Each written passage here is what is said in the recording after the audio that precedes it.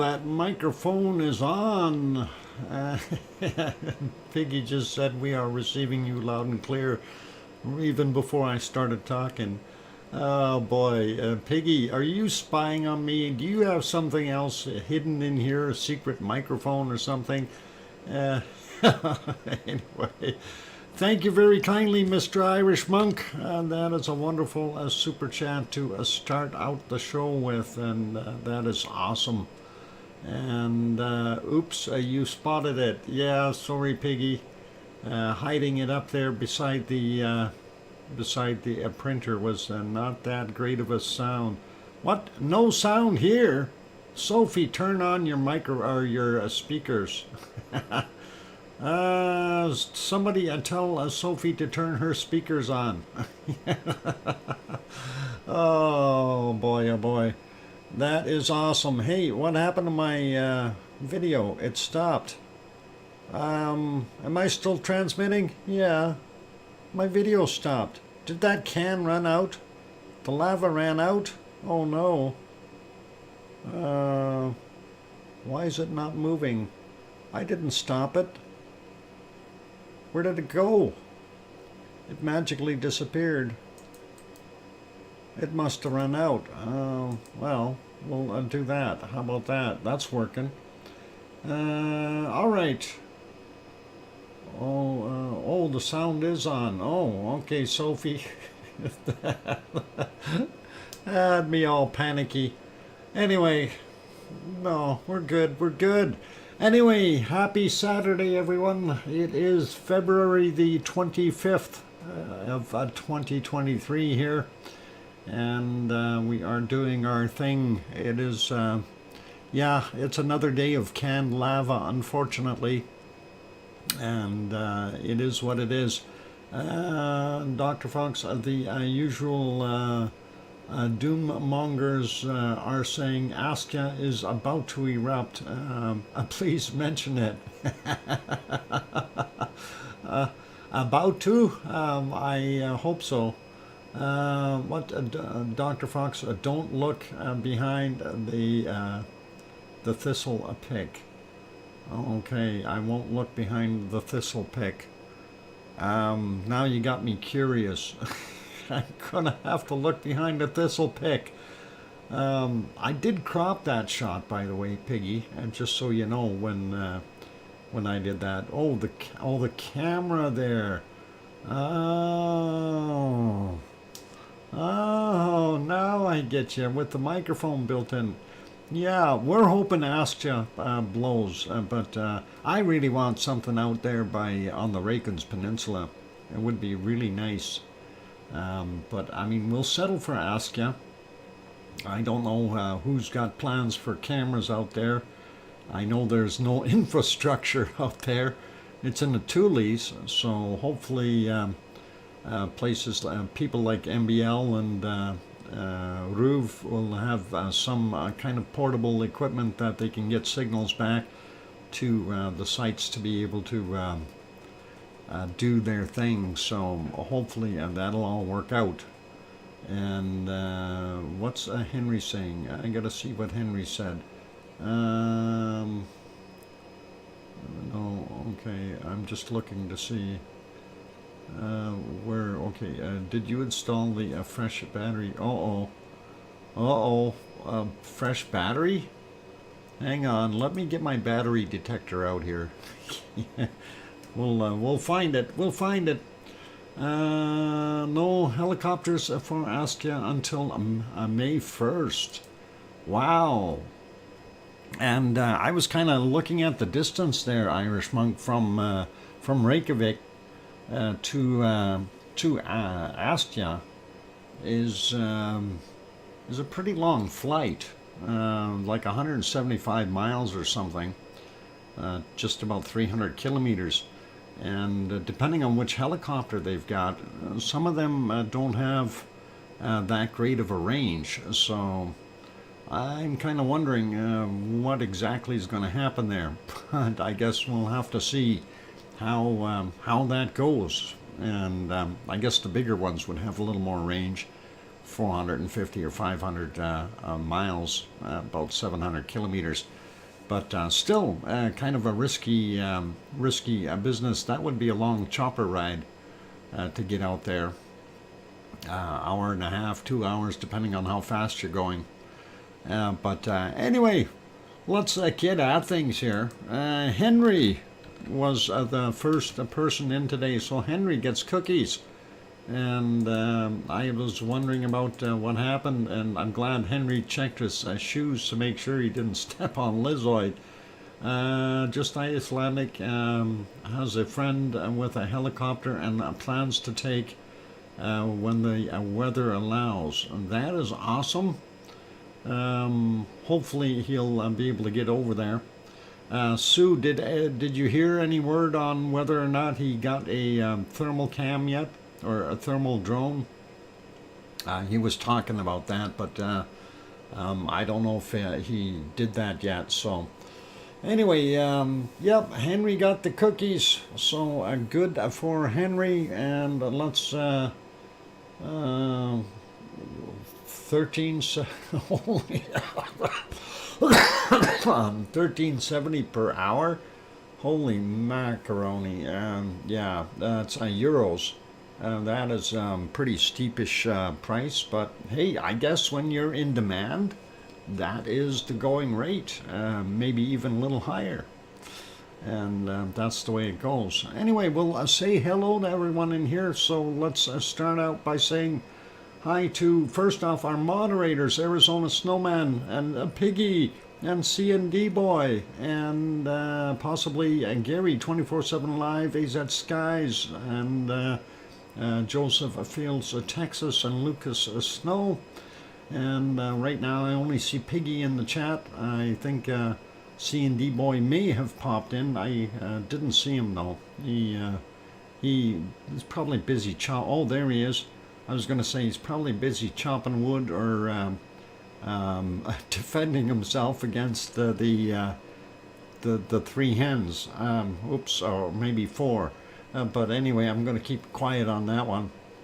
Anyway, we'll say hello to everyone. So we'll start out with Alba Girl and Grandma B and Philomena and Sasha and Sophie and of course Lizoid, who didn't get stepped on, thankfully. And we'll keep going here. Did I say Philomena? I think I did. All right, going up, we see Kevin Haynes is in here. Sue Hayes also here. Hermione and Fluffy are here. Irish Monk, of course, here as well. And Jane Mary also on board. And going up some more, seeing who else we've got. Dave Cruck is in the house. Henry Nelson got the cookies and knows about the batteries. It's interesting. Conversations I wasn't aware of. Let's see, what else we got? We got Dave, we got Kevin. I'm scrolling up, looking for other wonderful people. And Karen is here. Welcome, Karen. Good to have you on board. And let's see, we got Sophie. No, we got already. Still scrolling up here. Juliet is here as well. Welcome back, Juliet. And we got Karen, we got Philomena, we got Henry. Let's see, Dave Cruck we got as well. So let's keep scrolling and scrolling and scrolling. We got Tom Dice and Pepper, of course. Welcome. Glad to have you here. And let's see, who else is in here? Layla, welcome back. And still scrolling. Lots of chatting going on, which is always wonderful to see. We got also 2 pineapples is in the house. And nice to have you on board there. Lou and Anna. I don't know which one's at the keyboard, but I think it might be Lou. And still scrolling up and seeing who else we got. Oh, scrolling. So many people in here. And I like it. And that is always nice. Let's see. Did I miss anyone else that's in here? Charlotte. Welcome, Charlotte. Good to have you on board. And King Colin Deadman. in his wonderful red chariot. And remember, it is not a submarine, as was mentioned by someone else. It wasn't my words, okay? Anyway, that's as far as I can go up. BK is saying hello all. And BK, and let's just have a quick peek here. And yeah, all right, and that looks okay. And did I miss anyone else on the bottom while I was scrolling up? We got Sue, we got Henry, we got... Yeah, I think we're good with names for right now, so all good. Already done, okay, OT, done it. There you go. Yep, no worries, Piggy. And that is all good. And yeah, we're okay there. And yeah, so anyway, canned lava on the screen from Siggy Fisher in Iceland, of course.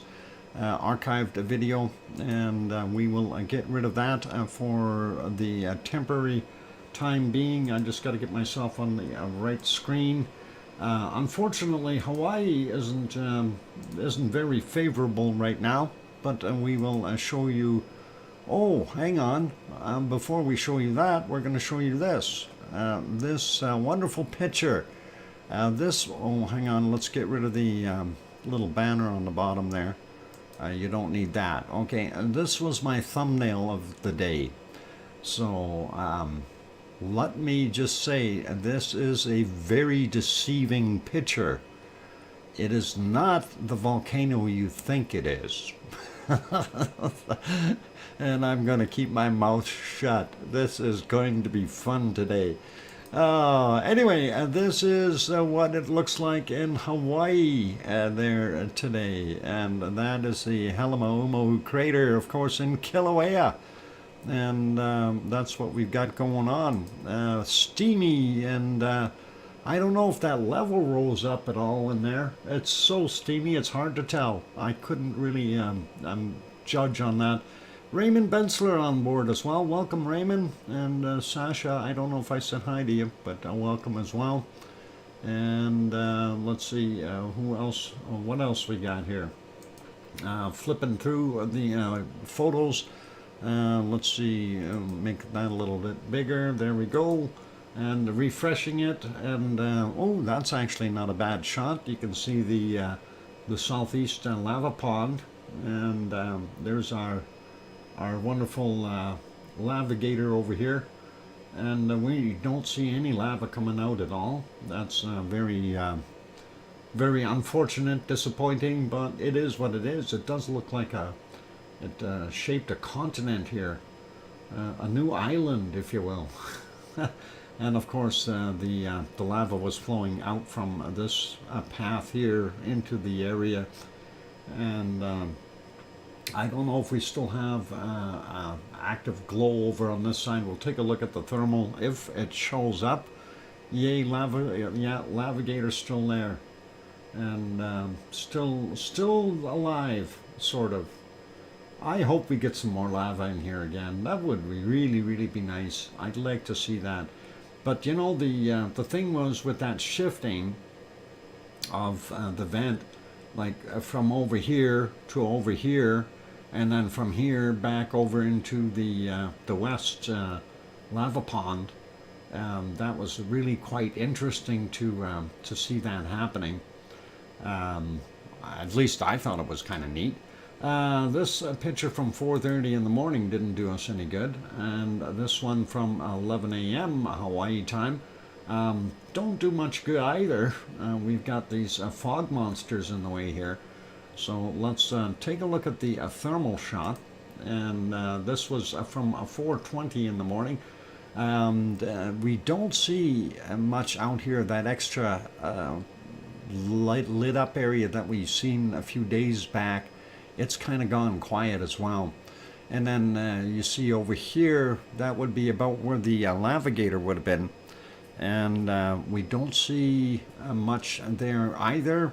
Still a slight glow where that central vent was. And we are still seeing, though, here lava coming from both. It looks like both sides now. A little bit from over here, as well as that would be, I guess, the northeast corner of the old lava pond. Anyway, interesting looking nonetheless from that shot. Still very interested in the bottom of the photo though, which is the west end here. And we do see that still fairly glowy in here as well. That's a good indicator that we still have some magma underneath there. And I'm wondering if we're going to see something pop out of there. And of course, Two Pineapples is going to be curious as well when he gets back to being out there. And this is the current photo, which is not very good. And when we look at it, we only see that one little spot. And remember what I was saying just a minute ago, we're seeing lava flow in at 4:20 a.m. Over from this side, and it looked like something over here, and that's the only spot open over here now. So makes a guy kind of wonder what is going on. Sophie, careful with those words. That was automatically held and removed with what you see there. What? I don't know. I don't know. Oh boy. Watch those words. You got to remember, this is a family channel. Speaking of family, Guten Abend, Yvonne. Good evening, Yvonne Kunkel. Glad to have you on board. And yeah, so looks like we do have a little bit of lava underneath that west side of the vent, but we'll see, or the west side of the caldera. We'll see what happens in the future. Very interesting. And anyway, that's it for Hawaii. We'll take a look at the earthquakes there later on. And unfortunately, with the bad weather and the rain and the lack of get up and go, we are not seeing as much as we'd love to out of Kilauea right now. Let's pop over to Iceland, because I'm curious, and we'll see if we can find some Icelandic stuff going on here. Let's get over there, and I'm just getting the screens a little bit brighter. I didn't have a look there today yet, so let's go. There's the city of Reykjavik, of course, and that is what it looks like right now at 21:13, and that's 9:13 in the evening. If we go back about I don't know, let's pick 10 hours roughly, and just so we can see what it looked like. And it looked like a rainy day there, and it was. We don't see any more new fresh snow down on the grasses here around the Perlin Center. That's where the cameras are mounted, and it does look like raindrops on the camera lens and so on. So that's kind of what we were seeing there. Let's go take a quick look at the other shot. Lizoid, what? She meant hornito. Oh, a hornito. Okay, that is better, Lizoid. That is more acceptable. We can do that. A hornito is allowed. George Kuto, welcome, and glad to have you on board. And here's the other shot, looking at what we see there at the airport. And of course, you see the "Don't Hit Me" beacons going around on top of the Perlin Center. Let's back that up about 10 hours as well, so we get a fair shot here. And yep, rain at the time. But you do see no snow, just a little bit left in the woods here. And it does look not too bad. I mean, a typical rainy day there. So, eek, the beams crossed. Yeah, you don't want to cross the beams. That's bad news. Anyway, that is all good. And let's see what else we've got. Let's go over to, I'm going to make that smaller, and we'll go over here. And of course, we only see some lights. Let's back that up about 10 hours or so. Actually, let's go back about 11 hours, 11 and a half hours, and take a look and see if we can see anything over at Katla. And Katla is over there under those clouds, and that is unfortunate. But that's the way it is. Looks like everybody's got their hoods up. It must be raining in the area. We don't see any new snow, which is really nice. But if we go ahead a little bit, I'm just trying to find some better views here to see if some of that cloud might have dissipated and we would be able to see something. But it is Iceland. It's expected to rain and snow and be sunny there all day, every day. It doesn't matter what day of the week it is. Yeah, a lot more snow and rain in the background there, so we aren't going to see much of Katla today, unfortunately. And that is the way it is. And even going further in time here, I don't see anything else in the great background. Those clouds just are relentless, not letting us see a darn thing. Let's maybe minimize that and the other one here, and we will head over and take a look at our wonderful harmonic tremor charts. And I'm going to refresh that, and then we'll get over there. This is what we're seeing today for our Fragedalfjall area, FAF on the chart if you're looking. And you can always bring that chart up by typing in Rumble chart in our stream there, and that'll bring up the link for it. So yeah, we did have some upward and back downward movement. So I'm not sure if that's tectonic or magmatic as of yet, or both. It could be both. We'll see what happens, and that's kind of what we're seeing there. So let's go up, and first off we'll take a look at Astia and see what it was doing, because everybody is curious. And there is the Astia chart, and yeah, that looks interesting. So right at midnight we had a couple quakes. And we have another one right in here, and this one probably about 2 or 3 o'clock in the afternoon, right off the chart, with a couple just before it. So yeah, Dr. Fox, did you get any more ideas on whales? Oh, we haven't. No, I'm going to mention that right away.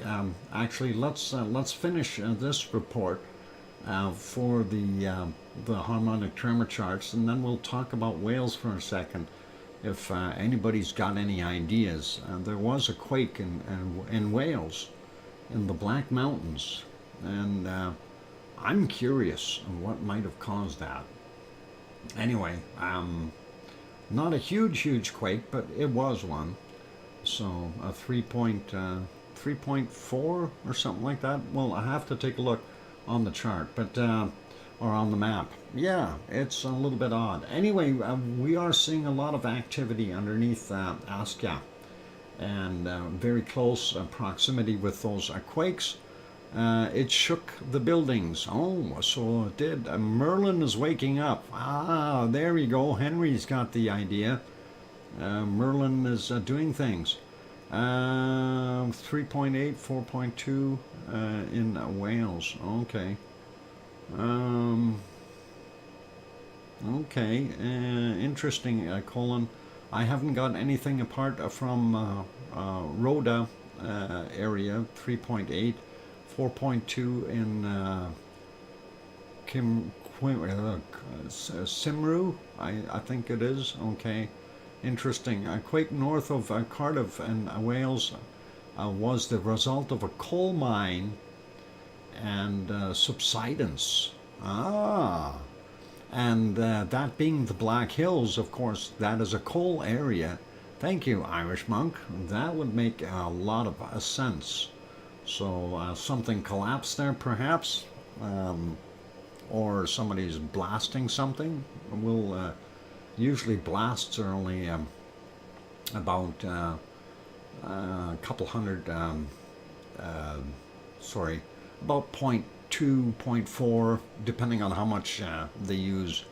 Fracking again? No, they don't do fracking there, Sasha. The coal mining there. That place is all full of tunnels. Anyway, back to Astya and looking at what we've got. So it's interesting to see those big spikes in there. And let's take a look down at Grimsey real quick. And as we head on through, I'd like to see Grindavik working as far as the chart, but I think Grimsey is going to be our next one on the list. And there's Grimsey.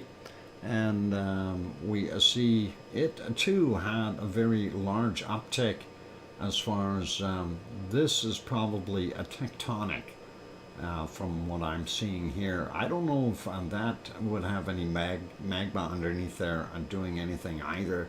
Yeah, Grindavik is still broken. And somebody go kick that. If you're going over there to Iceland, give it a little kick. Not a hard one, just a little one. And let's take a look at the other side of Fagradalfjall, which is our wonderful Krusavik. And Krusavik should have some interesting action in it as well. There's a Krusavik. Same sort of thing on the way up again. And it looked like it dropped down and back up. So I'm going to see what is going to happen there. Sharon Stewart is on board. Welcome. The old mines are being filled with water, and Wales has more to come. Wow, that could happen. Irish monk, that is very, very likely.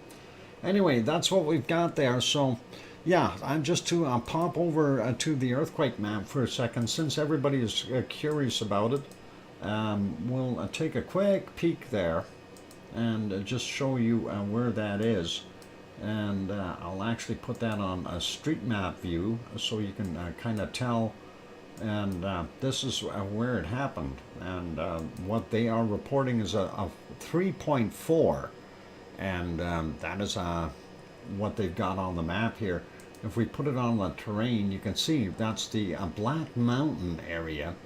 And I am familiar with the fact that there's coal mining there. And that's kind of what I was thinking, that it might have been some kind of a coal mine, a disaster or something, or a coal mine related. But other than that, I have no other explanation for it. And thank you for Irish Monk mentioning that. So very interesting to see that.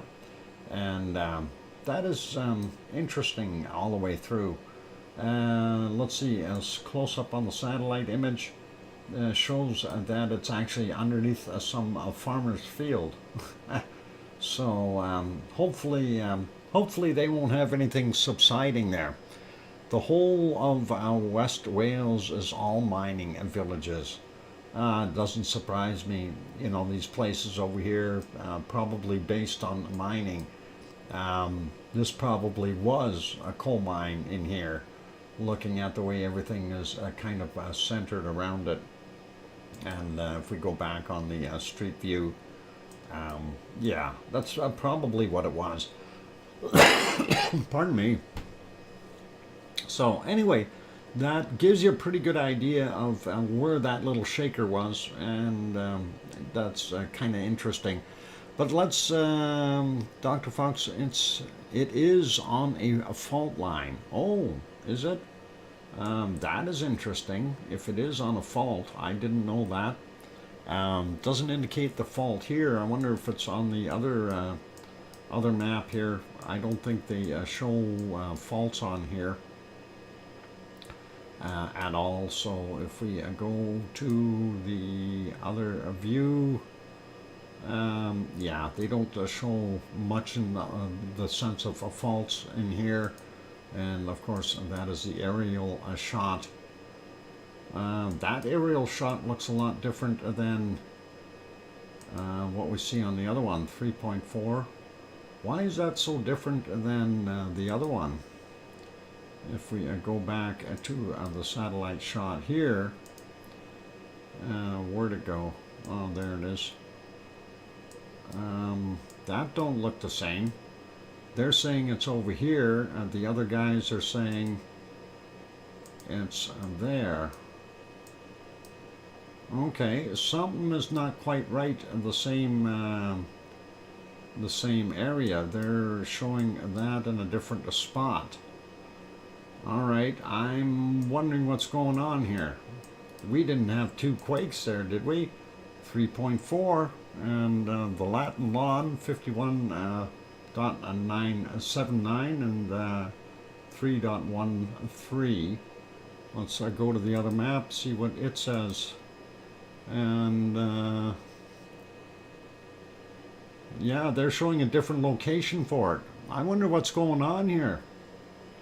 They're showing that it's further over here somewhere. All right. No, it's further over here from the other guys. Okay, I'm confused now. Where did the quake actually happen? That doesn't make a lot of sense to me. If we go to this one and take a look at the street map, yeah, not making a sense to me at all. Where'd my quake go? There it is. Not making any sense at all. Meredith Road right there, and if we go back to the aerial, we see Meredith Road, and that is where the quake is. Where's that lake? This one here. So yeah, so if it is on a fault, that is definitely more plausible. Okay, just got an email in here that says top story. People who asked what caused the Wales quake. Wales, along the rest of along with the rest of the UK, sits on the European plate, and stress builds up as it is pushed slowly northeast by the mid-Atlantic ridge. The stress is released by movement along the pre-existing fault planes, causing an earthquake. And that has been echoed by a whole bunch of different places. So they are saying earthquake are caused by sudden movements under the earth. Yeah, movements released stored up energy. Okay, yeah, and they're calling it a 3.7 from a lot of the other places. Wales, UK, 10 hours ago, due to presence of a long active fault system. Okay, they're saying it's a fault system. We've got another one here saying it's a fault system from the BBC and the National World saying seismic center. Okay, well, they don't say the cause. Caused the houses and the furniture to shake. Residents reported confusion at first with tremors felt across the UK, okay, or in the area, I should say. Yep, and things here from the Guardian saying it's a fault issue. So, okay. Yeah, very likely a fault, so no worries. Anyway, yeah, it's time to take that break. So I'm going to put you back onto some canned lava here, and we'll get that back into play. And we'll turn that little thing on because everybody asks all the time, well, where's this eruption happening? And that way you know it's archived video. For those good people who are here, British people need to own a fault. Irish monk, it's their fault. It's their fault it happened. It's Wales. It's all their fault. Get it? It's their fault? Never mind. Okay, bad humor. Bad humor. All right, for those good people who are here, please, if you have not yet hit that like button, give it a quick bop. That'd be awesome. And also, if you have not yet, smoke screen, blame it in a fault so no one else pays damages. I guess Sue, that might be their fault, right? Oh, hang on, that's another punny. I know it's not my fault, so I'm gonna bow out of this. Hit that like button, hit the subscribe button if you have not yet subscribed. That'd be awesome. And on that wonderful comment, I'm gonna go take a 5 or 6 or 7 minute break.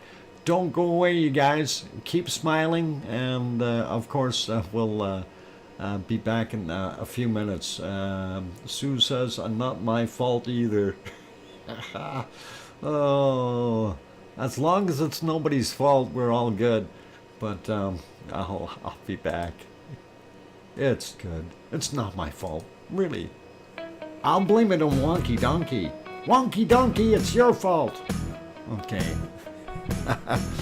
I'll be back.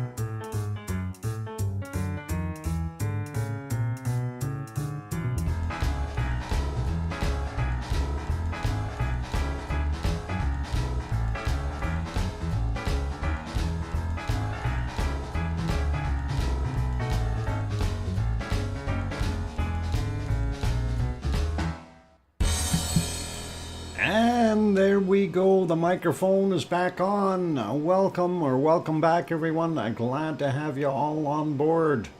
And thank you for the welcome backs from, Kevin Haynes saying, welcome back, DrFox2000. It's not your fault.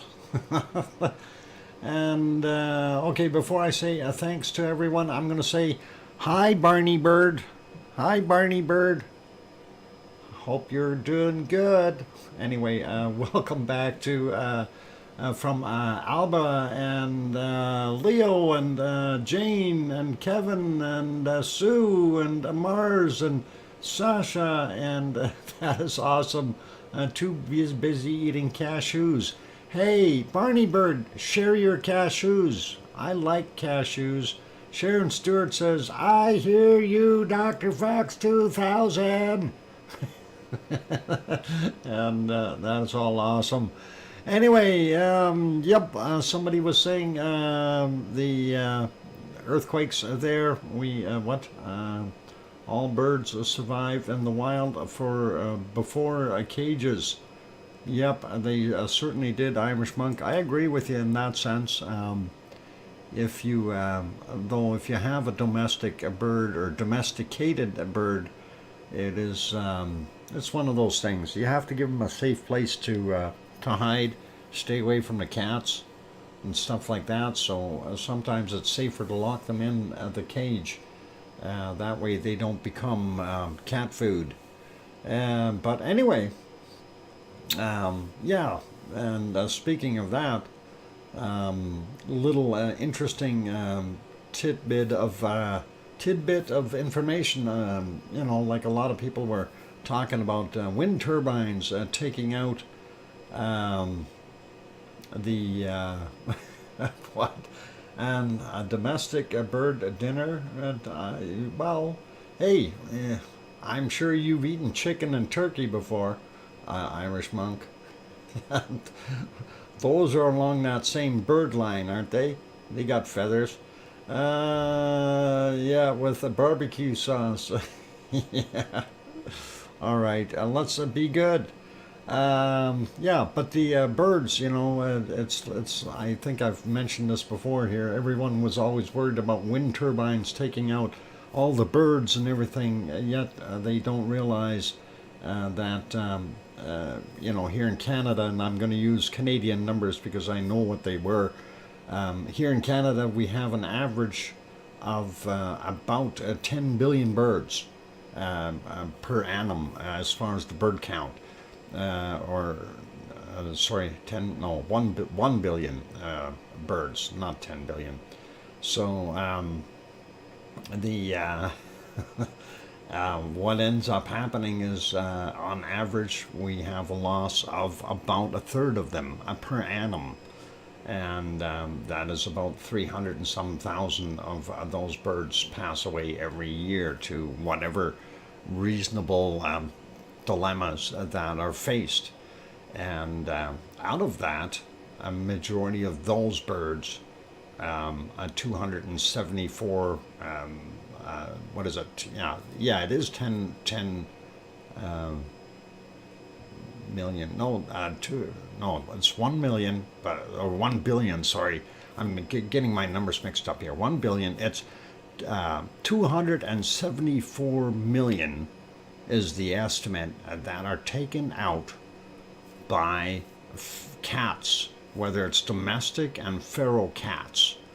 So don't blame the wind turbines. It's what cats do, don't blame the cats either, because that's how they grew up. They eat birds. That's what they are, birds and fish and lizards. Oops, lizzoid. Stay safe. Anyway, Piggy is just jealous because a cross has no puffins. Yeah. Anyway, let's go back over to the earthquake map. Everyone was mentioning that there was a new quake, and that is out here in Papua New Guinea at Kandria, Papua New Guinea, and that is a 6.2. And I did check, no tsunamis. So That is on this little island here, and of course that island shakes a lot, and that is what we've got. So 6.2, just so you're aware of that one, and just north of Australia, and it is there. So definitely some shaking going on, and that is always interesting to see that. I'm kind of wondering where we're going to see the antipod for that one. If we go on the terrain map, we can see this is fairly close to the equator, so that should show up somewhere somewhere over here along the mid-Atlantic ridge as the antipod, and we'll see what happens if we see that within the next 24 hours, and that is pretty interesting. I also wanted to point this out. We did have this 6.0 up here in Kushiro, Japan, and that came in at 6:27 our time UTC. The antipod for that was down here, and that is the 5.1 we see on the southern mid-Atlantic ridge, and that was at 2200 from yesterday. So they're about 6 or 7 hours apart, but that is the antipod. And that's pretty cool to see that. Anyway, let's go over to Iceland though, and let's take a look and see what we've got going on there, because that's the place we want to see. And so last 24 hours we had 55 quakes there in Iceland, and it's interesting to see the layout and what we're seeing and where we're seeing it. And not as many in the place where I thought we'd have more, and of course that was up at Astia, but we didn't see that. Anyway, this one 4:05 a.m. 1.11 and at 3.2 kilometers down.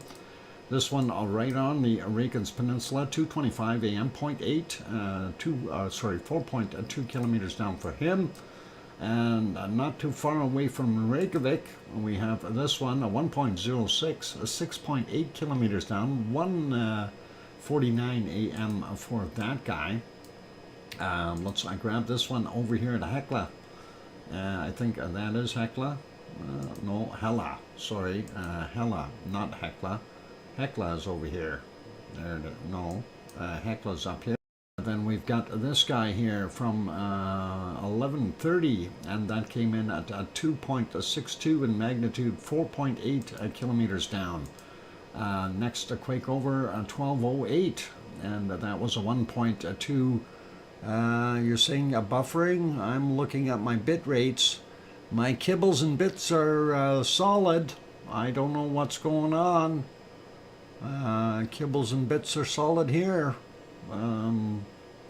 I'm seeing it's just dead on the money where it should be right now, so hopefully it'll be okay. Anyway, 12:08, magnitude 1.29, 3.8 kilometers down for that one. Next one over 1.39, 3.8 clicks down as well, 10:02. Then we've got a 1.8, 3.8 clicks down as well, 9:04. Seem to be all at that same point, and at 12:09 we had a 1.27 at 1.9 kilometers down. So yeah, one a little more shallow than the other ones, but that's up there. Very interesting to see that. And let's take a look at these. Here's our wonderful Katla, and I'm going to try the name again.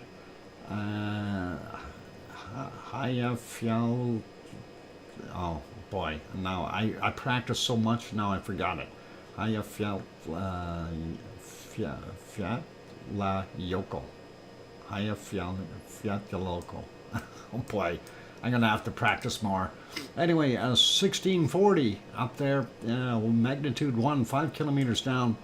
And Paul Williams, welcome. 1750, we had a 0.8, 5.2 kilometers down. Over here at Katla, we had this, a wonderful 1.23 from 1.22 kilometers down. And that was at 11 a.m. And we zoom out a little bit, go over a bit more. We see this one over here from 4:55 a.m. magnitude 1.66, 8.7 kilometers down for him. Then at the Grimsbotn over here, brand new quake from 20:55, 1.92, 2.5 kilometers down for that guy. Now we get into Askja, and we see that we did have a few quakes here.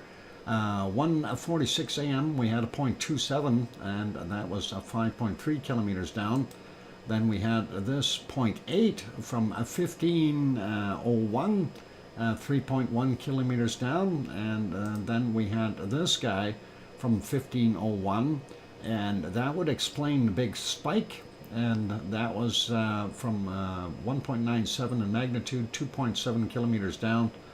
And then we've got this one here, yesterday's 23:26, very close to the midnight hour. That might be the other spikes we've seen, from 1.6 kilometers down for that 1.11, and a 1.04, and that would make sense. That's the other spike at 23:56, and 4.2 kilometers down for him. Let's see what we got here. Then we got a swarm group right south of Herdebreit, and that is kind of interesting as well. 23:09, a 0.5, 9 kilometers down for him, and 2:57 a.m. a magnitude 0.62, 6.1 clicks down, and then we've got a 0.56, 10.2 kilometers down from 12 minutes after midnight.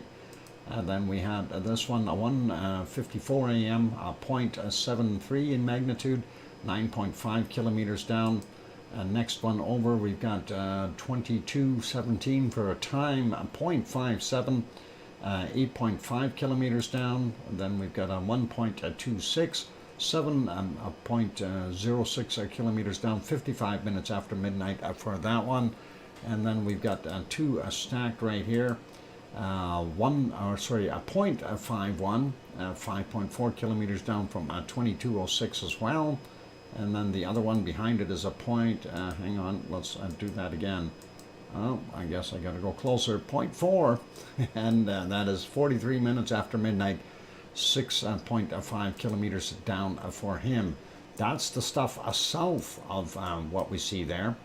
Of Herdebreit, and we'll go to the north side, 0.6, 12.9 kilometers down from 2017, and then out here we got a 0.37, 1.76 kilometers down, and that was 3:35 in the morning from a 0.37. That's not bad.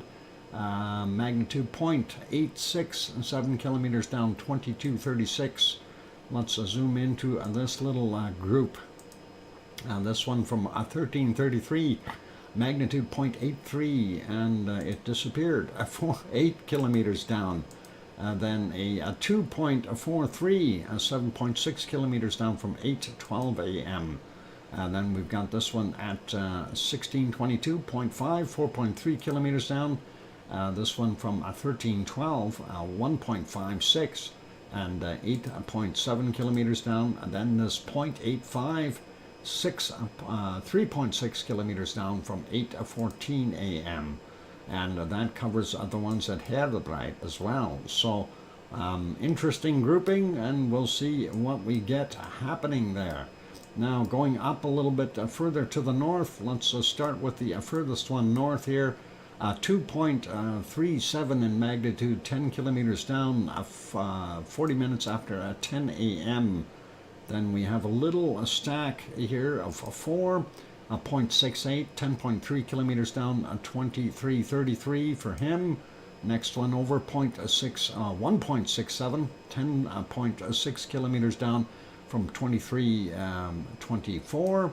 And next one is a 1.41, 7.2 kilometers down from 40 minutes after midnight. And the same time for this one, 40 minutes after, and 1.48, 7.9 kilometers down for him. Then we've got this 1.1, 8.3 kilometers down, 15:47, And let's slide over, grab these other ones. We got a couple stacked up here. 0.8, 10.5, or just about 6 kilometers down from 1111. And then 0.74, 9.98 kilometers, or 10 kilometers basically, down at 1133. Then a 2.5, a little bit bigger, 11.66 kilometers down from 1012. And let's grab this little 0.4 just off of the town there. And that is 1444 for a time, and 6.8 kilometers down for him. Then out here in the swamplands, we've got 1726.8 in magnitude, 5.3 kilometers down. Newer 1.0, 5.4 kilometers down from 2011.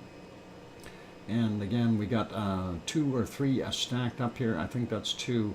Well, we'll just go with 1. 1.05, 8.6 kilometers down at 1034, and a 1.24 from 6 kilometers down at 154.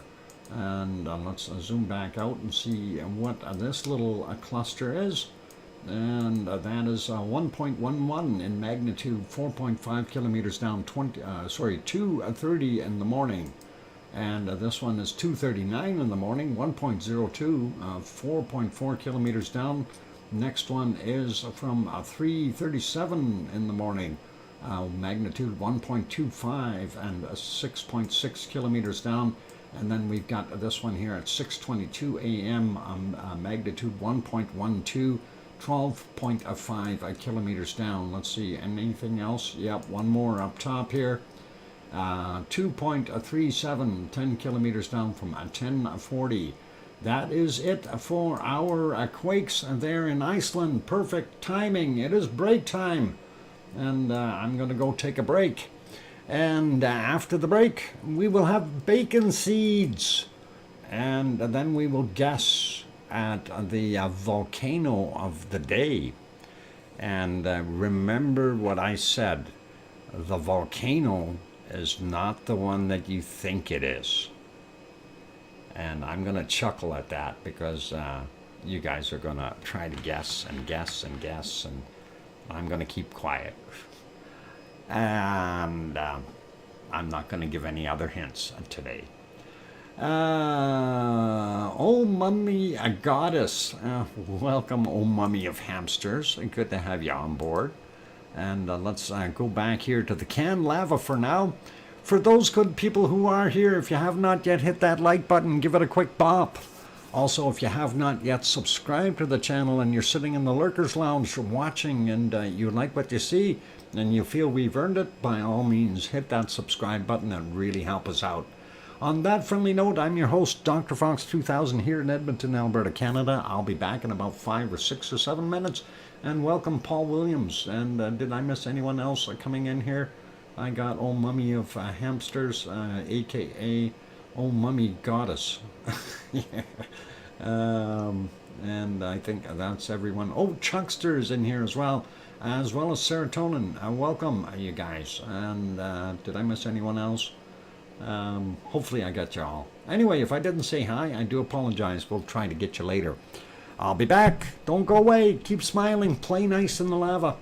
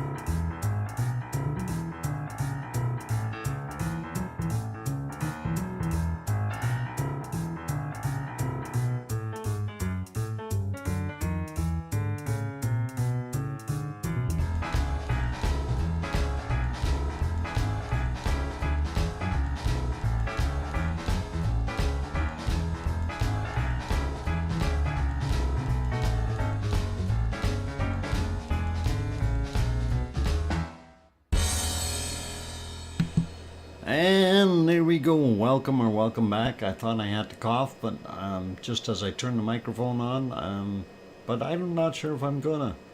Good night, Yvonne Kunkel. Sleep well. Good to have you. And glad that you're home and going to bed, Yvonne. So good night. And thank you for the welcome backs from Alba Girl and Paul and Jane and Mars and let's see who else we got there. Kevin and Leo and Hermione and Fluffy and I hear you, DrFox2000 from Sharon Stewart and Mona Alfano waving to Dr. Fox and mods and friends. And thank you, Mona and Leo. And welcome back, the one and only Daddy Fox. Thank you, Piggy. And of course, we've got Barney Bird, watching us as well. So I had to do that. I hope Barney Bird is okay. Speaking with a Canadian accent, eh? Barney Bird, say a Canadian accent, eh? Hopefully that'll all go over well. Anyway, I did promise bacon seeds, so let's get over to the bacon seeds. I'm buffering. No, Mona, don't buffer. Buffering is not good for you. Buffering is bad. Let's look at the bacon seeds. Of course, that was the last one that our wonderful Piggy sent us from yesterday. And let's see if I get on the right one here. And of course, Piggy was busy doing other things. She sent us some new ones. No buffering here for now? Okay, good. Leave the buffering to the floor wax. Yep, that's exactly it there, Henry. I restarted. Okay, and that is all good. Let's buffer Aspen. Yeah, Sasha, you might be right. And here's our first bacon seed for today. And I like the snouty look on that one's face, looking through the fence going, "Hi, I'm here. Give me something good to eat. My paws need a hogwash. Look at my dirty paws." Welcome back, Sue, and glad to have you on board there. And let's get to the next bacon seed. So, oh, these guys need hogwashes, I think. And that one is going, "Hey, buddy, I'm glad you're here. Hug." All right, that's a piggy hug. That is awesome. And hey, there's that wonky donkey. Wonky donkey, I'm glad you're here. And wonky donkey, you're not going to guess this picture because you can Google it all you want. Oh, anyway, I'm teasing him. Let's see. Our next bacon seed is this little guy. And he looks like he's not suffering from a food shortage or anything. A lowrider. And definitely sneaks up on a donkey and pins a tail. Way to go, Piggy! Yay! Oh, we'll keep him distracted. And there we go. Carrots, everyone. Carrots. And that'll get him distracted. Next one is this guy looking into the camera. I like that shot. That looks very, very awesome. And really, really cool. Love the smirk on his face too as he's looking in there. "Hey, are you in there? I can see you." Bites a donkey's hoof. Uh-oh. Oh, too much going on there now. Next bacon seed. And let's see what we've got. That's this little guy out there in the sunshine with a smile and just enjoying his day. Tied up though. I bet you he'd rather be running around free And piggies like to be free, not tied up like that. And that is all good. Sunbathing. Yep, he needs to get a little tan. He's a little white. He's on a leash. Oh, somebody's walking him? Okay. So he's out and about enjoying his walk.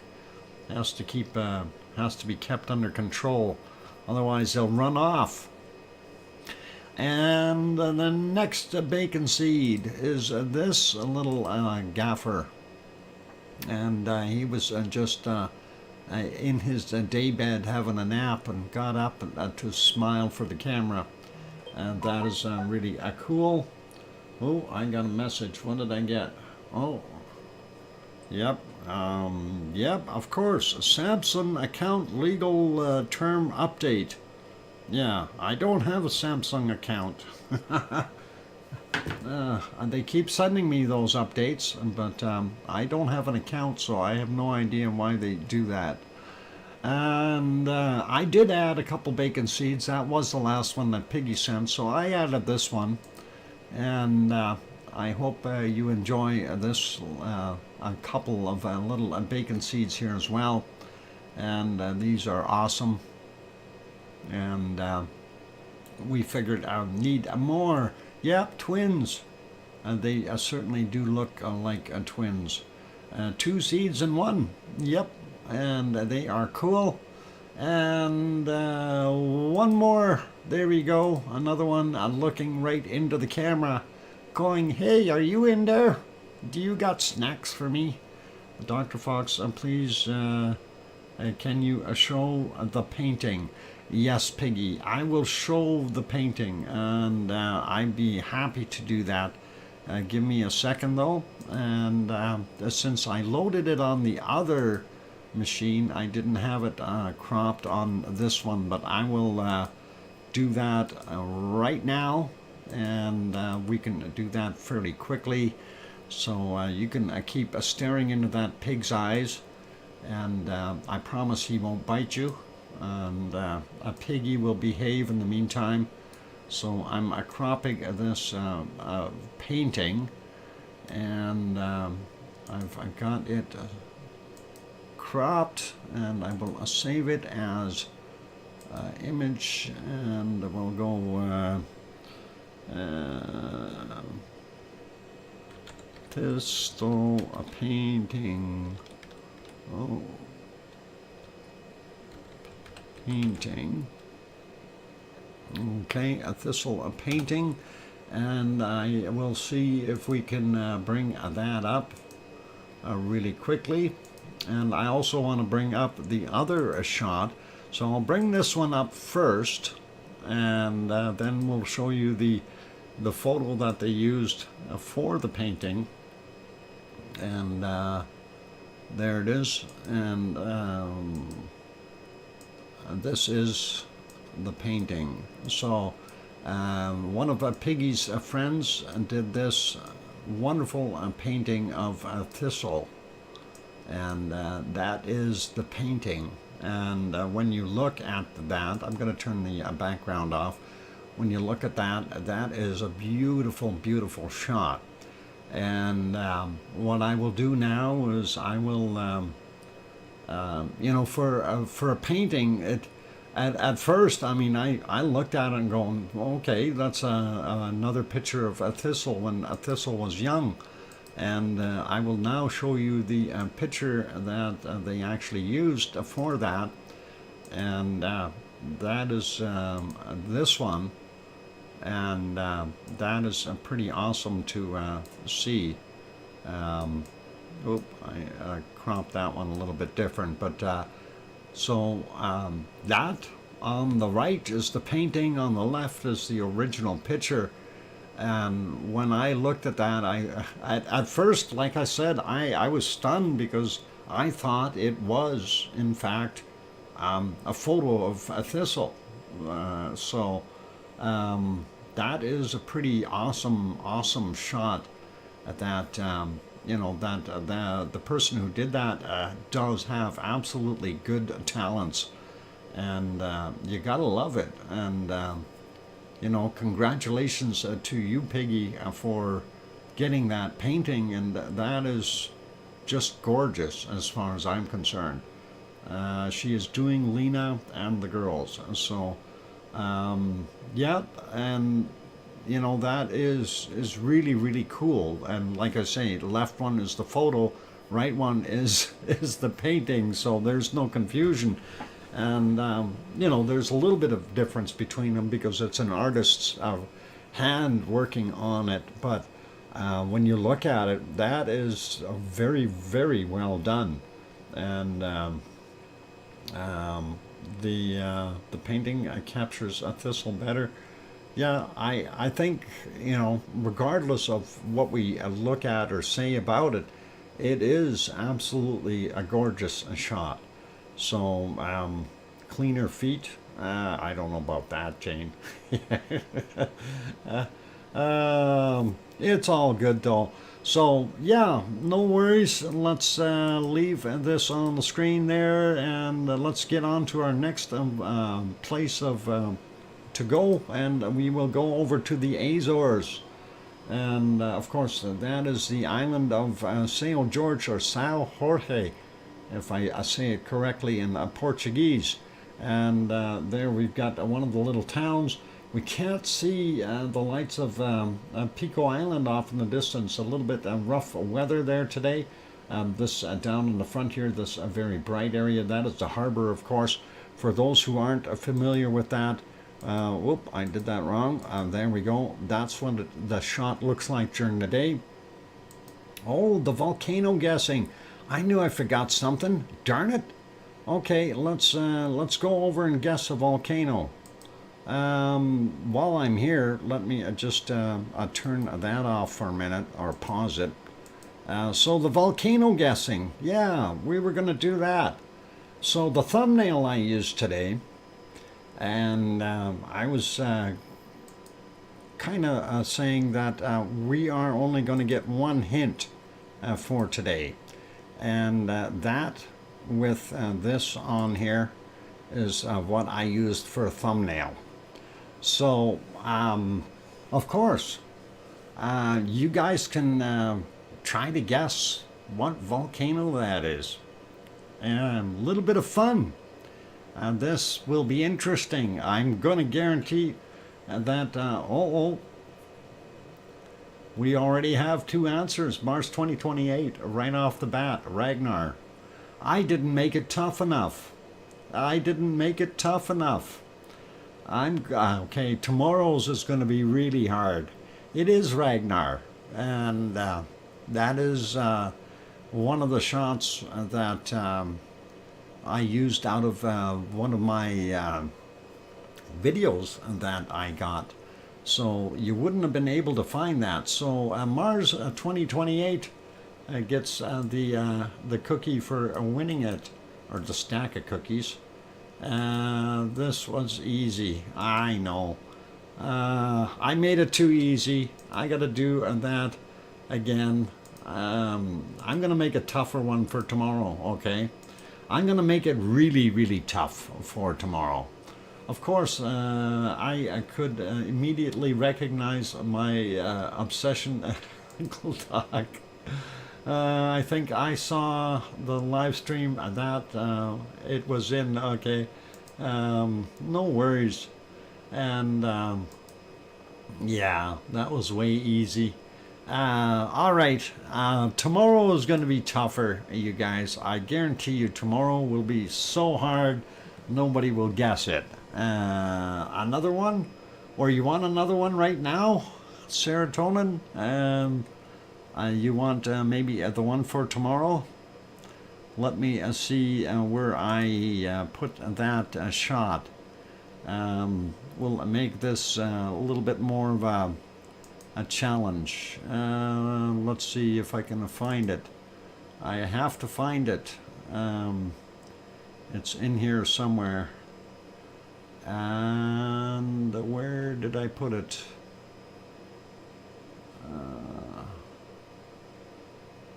Where did I put it? I have to go look for it real quick here. It's somewhere in the the abyss of my stuff. Well, there's actually a couple I was thinking of using, and I will use this one for now. And no, maybe no. Let me go find the one for tomorrow. I have it somewhere, and I forgot where I actually. I saved it in a couple of places, so it's. I'm looking in the other file right now, and I didn't want to make this too easy for you guys. All right, let's do. I think I got it. There it is. And there it is. There is tomorrow's.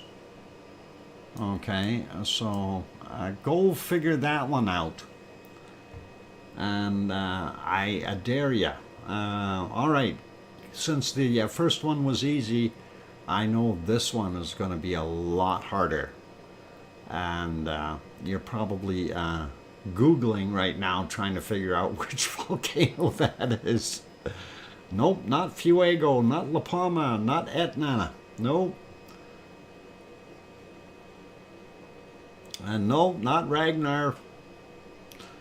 Nope. Nope, not White Isle. Nope, not White Island. Definitely not. Nope, not Barren Island. What it looks like Ragnar. No, it's not Ragnar. Sorry, Sarah. Not La Palma. Not Alaska. Nope. It's not Siggy. It's not Krakatoa. Not Vesuvius. Not Popo. Not Flo.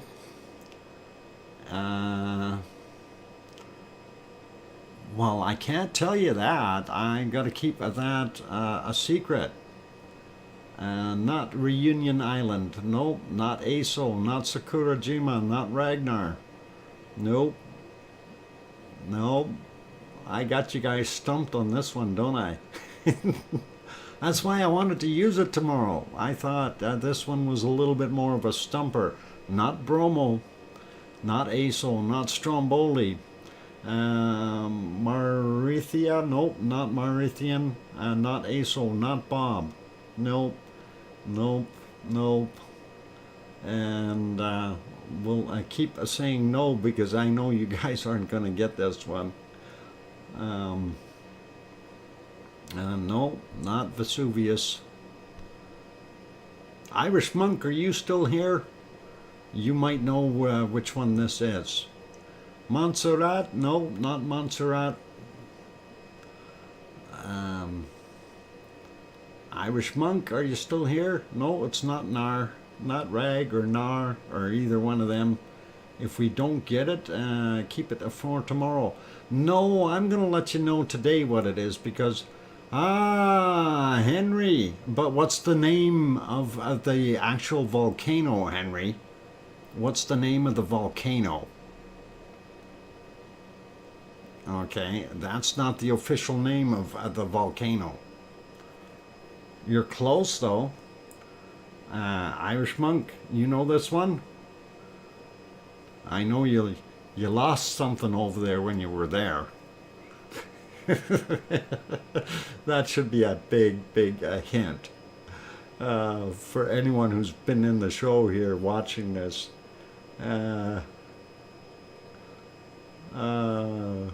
No, it's not Aha, Iceland, but it's not Krusevik, no. Irish Monk probably had physical eyes on this. Well, yeah, you call it that, but what's the actual name, Paul? What's the actual name of the volcano? There you go, Sue. You got it. It's Bardabunga. Bardabunga is the actual volcano, and that is what it is. Thanks, Janice. You got the right spelling even. But that is pretty cool. Morale volcano, no Irish. So congratulations there on Sue for getting it, even though Miss Correct Speller spelled it wrong. But we'll give it to her. Yeah, and the Irish Monk GPS is somewhere behind it. So very, very close. So that is all awesome. Anyway, that's a little bit of fun for that one. And I like that, but I'll play with the other ones here, and we'll see what we get for our next ones. So all cool. Anyway, it is break time, and we will put you back onto some lovely lava from our canned lava can, and of course we all know which volcano that is. That's Siggy Fisher, of course. So let's keep going. And oops, I just outed myself from the Lurkers Lounge. Couldn't resist, could you? That's all good. It's all good. And anyway, all good, you guys. If you hurry back, Janice, you can still get your seat back. Grab a lava cookie on the way back. And on that friendly note, I know tomorrow I'm really going to have to step up my game to be able to get that. And I'm going to have to use all kinds of trickery to try to fool you. And I do have one, though, that is going to be one that's going to fool you. And you can turn around and try to Google it all you want. Anyway, I'm going to go take that break. Hit that like button for those good people who haven't hit the like yet. That would really, really be awesome. Also, if you have not yet subscribed to the channel, do consider subscribing, and that would really be nice. And that's only if you feel we've earned it. And nice feature looking out for tomorrow. Excellent. And Dr. Fox volcano trivia. Well, we try. You know, it's some of them are going to be a little bit more fun than others. What Irish monk? Montserrat was called Irish because 80% of the population has a right to Irish citizen and a green. And there you go. Awesome.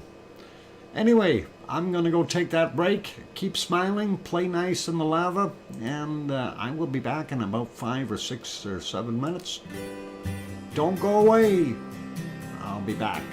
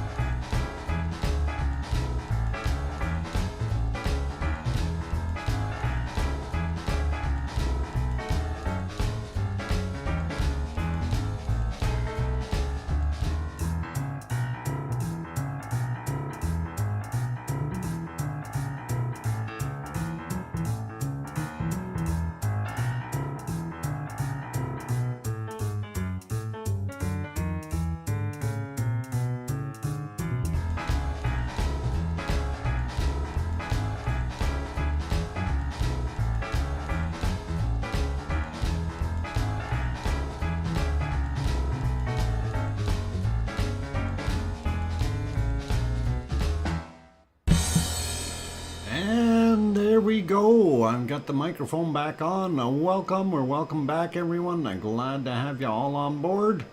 And, of course, I'm your host, DrFox2000, and you're watching VolcanoX live stream. And thanks for the welcome backs from Piggy. Welcome, Dr. Fox. Thank you for all you do for us and bringing us to all togetherness. And you're welcome, Piggy.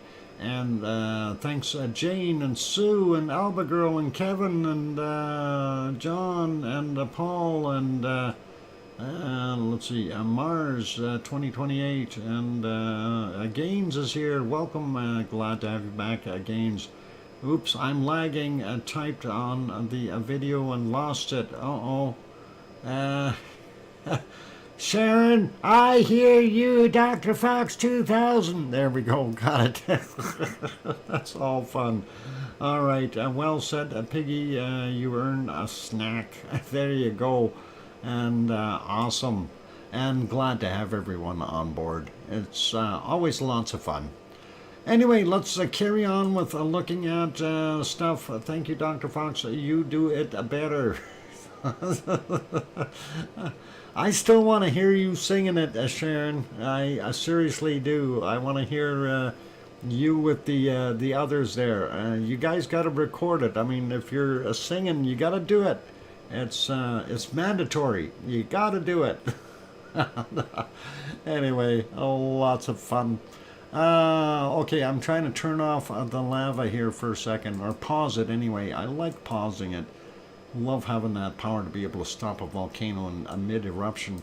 Okay, I said it and I'm into an app, but I can't email it.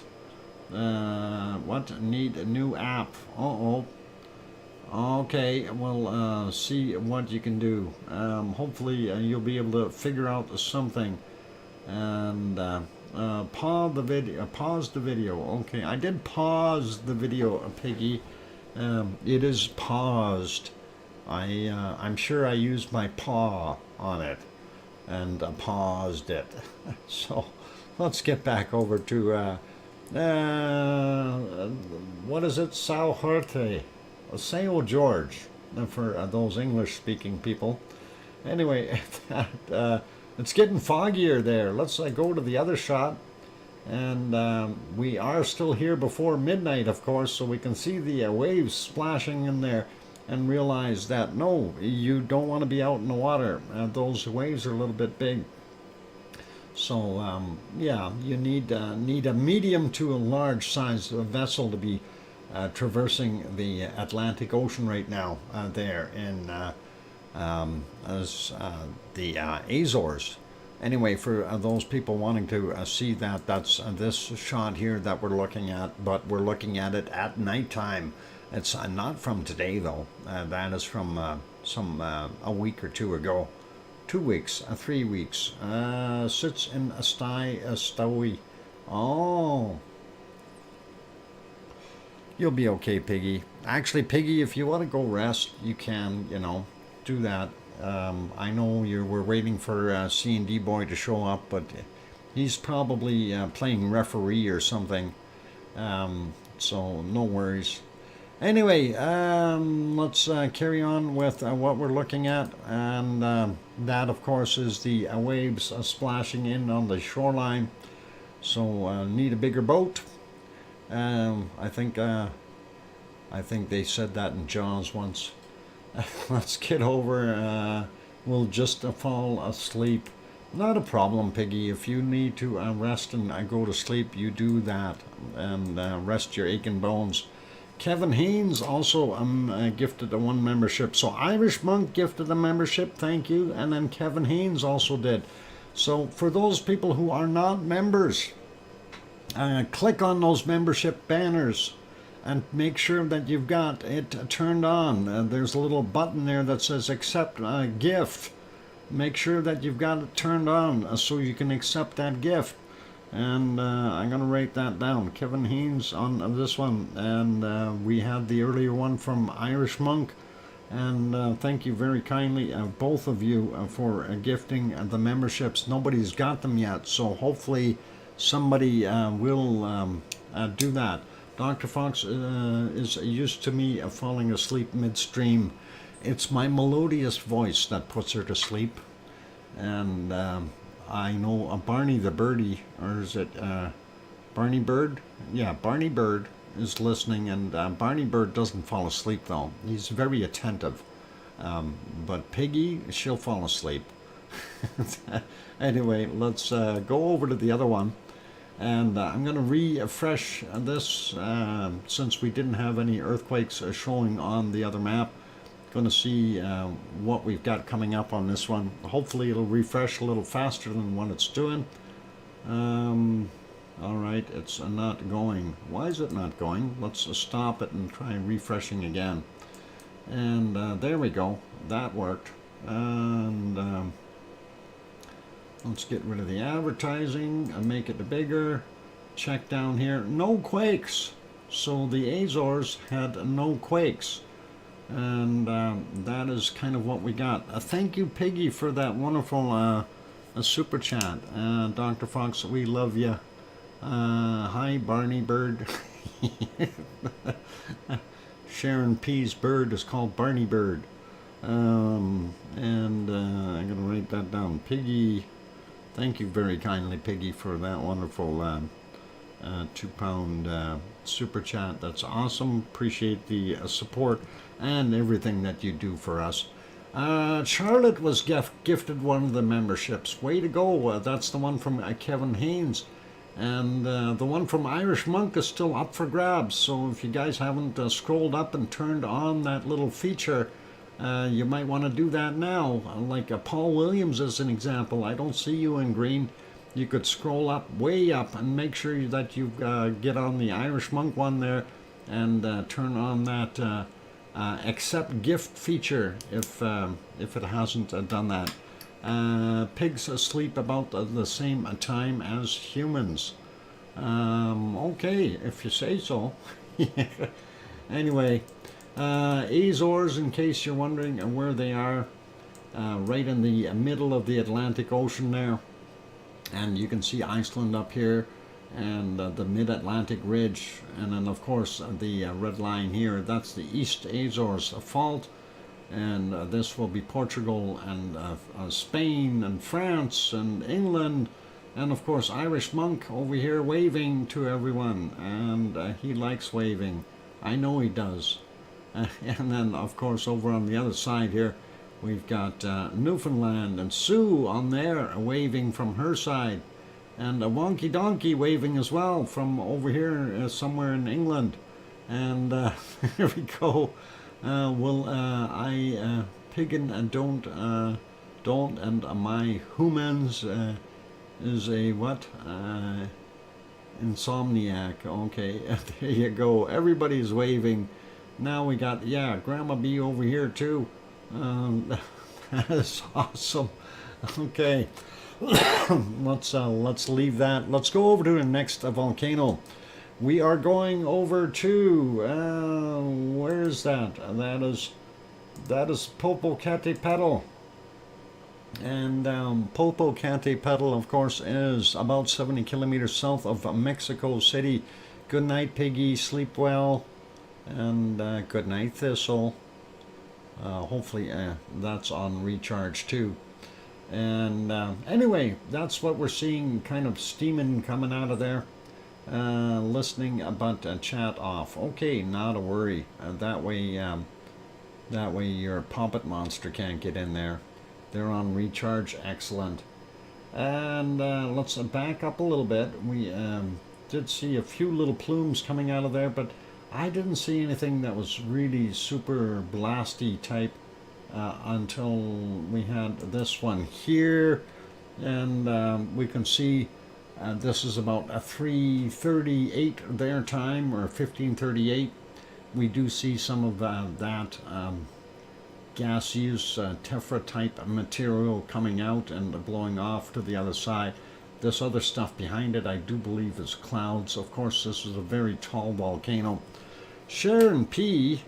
Going, haha, thank you very kindly for that wonderful super chat, Sharon, or super sticker. that is awesome, Sharon P. And we do love it, and I hope Barney Bird is enjoying the show too. And thank you for that £4.99. That's awesome and excellent. So yeah, that is Popo Cate Pedal doing its thing, and that is all good. Let's see, there was another blast coming out of here a little while later. That was this one at 2:41, and that one had a little more get up and go for a change, and that was pretty awesome to see. I did check that one out earlier, just before the show, since they are 1 hour off of my schedule, so I was able to see that blast, and I thought it was kind of neat to be able to see that. It's moving a little quicker, almost like what you would see coming out of Fuego, so pretty good. Barney's subs, yep, awesome. Dr. Fox, there was a big eruption last night, 22 something, okay. I don't know if we can get back that far. I don't think we can. Let's take a look and see on the way back there, and that might be a little bit too far, unless it gives us the ability to go a little further. And this is about 9 hours ago here. Let's see if we can see it. Then we get into the wee hours of the morning. This is about, yeah, I don't think we're gonna, oh, hang on, maybe. Let's see, it just gave me the extra time. So let's try going back and see how far we can make it back. And I don't know, that's 3 or 4 a.m. And we did have a little puff coming out of there at 2:43 a.m. I don't think we can make it back all the way to 2200. We did have this one here, let's see, at 1:30, sorry,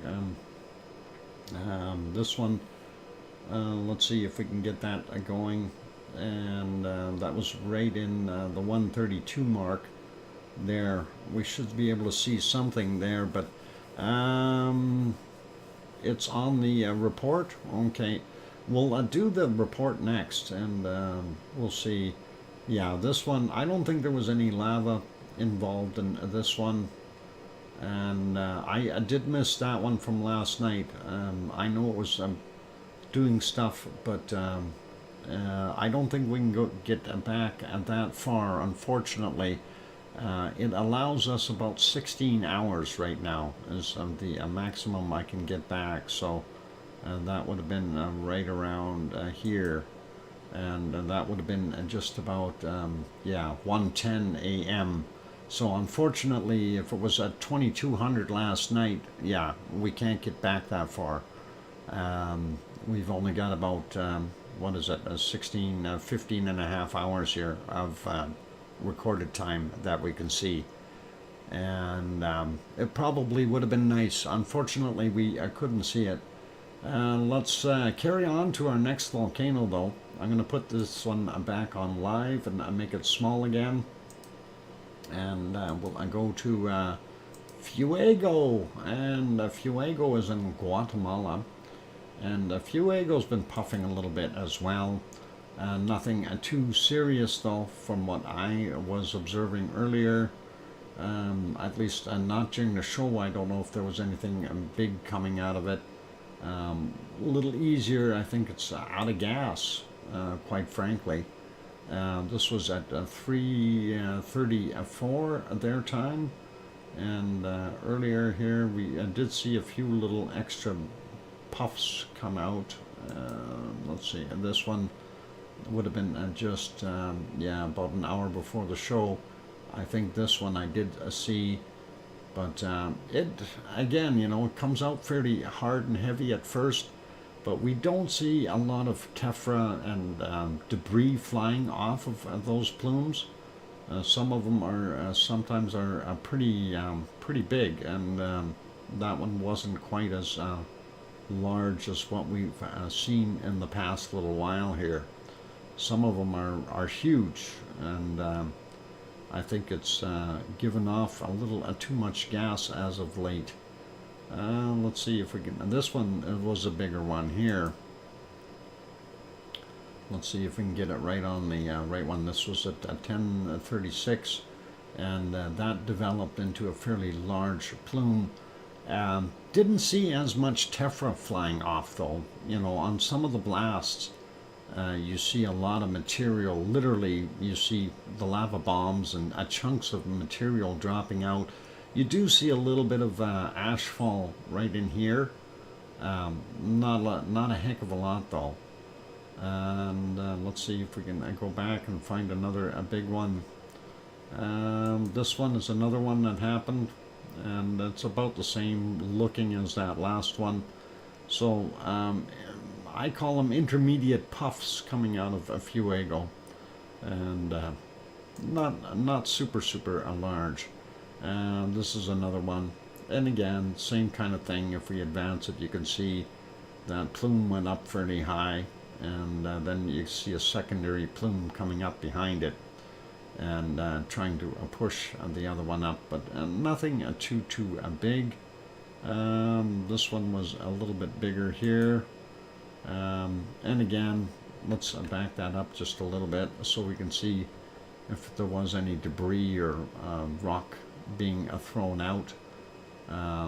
You see this one was a heavier stride here.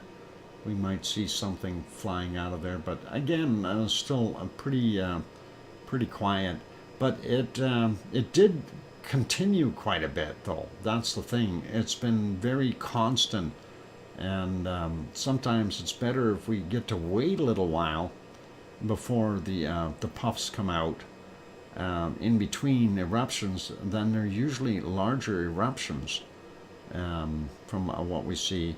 This one here, back into the nighttime, there you can see some of that debris, and it definitely is nicer to be able to see it at night, but I wish it was in color.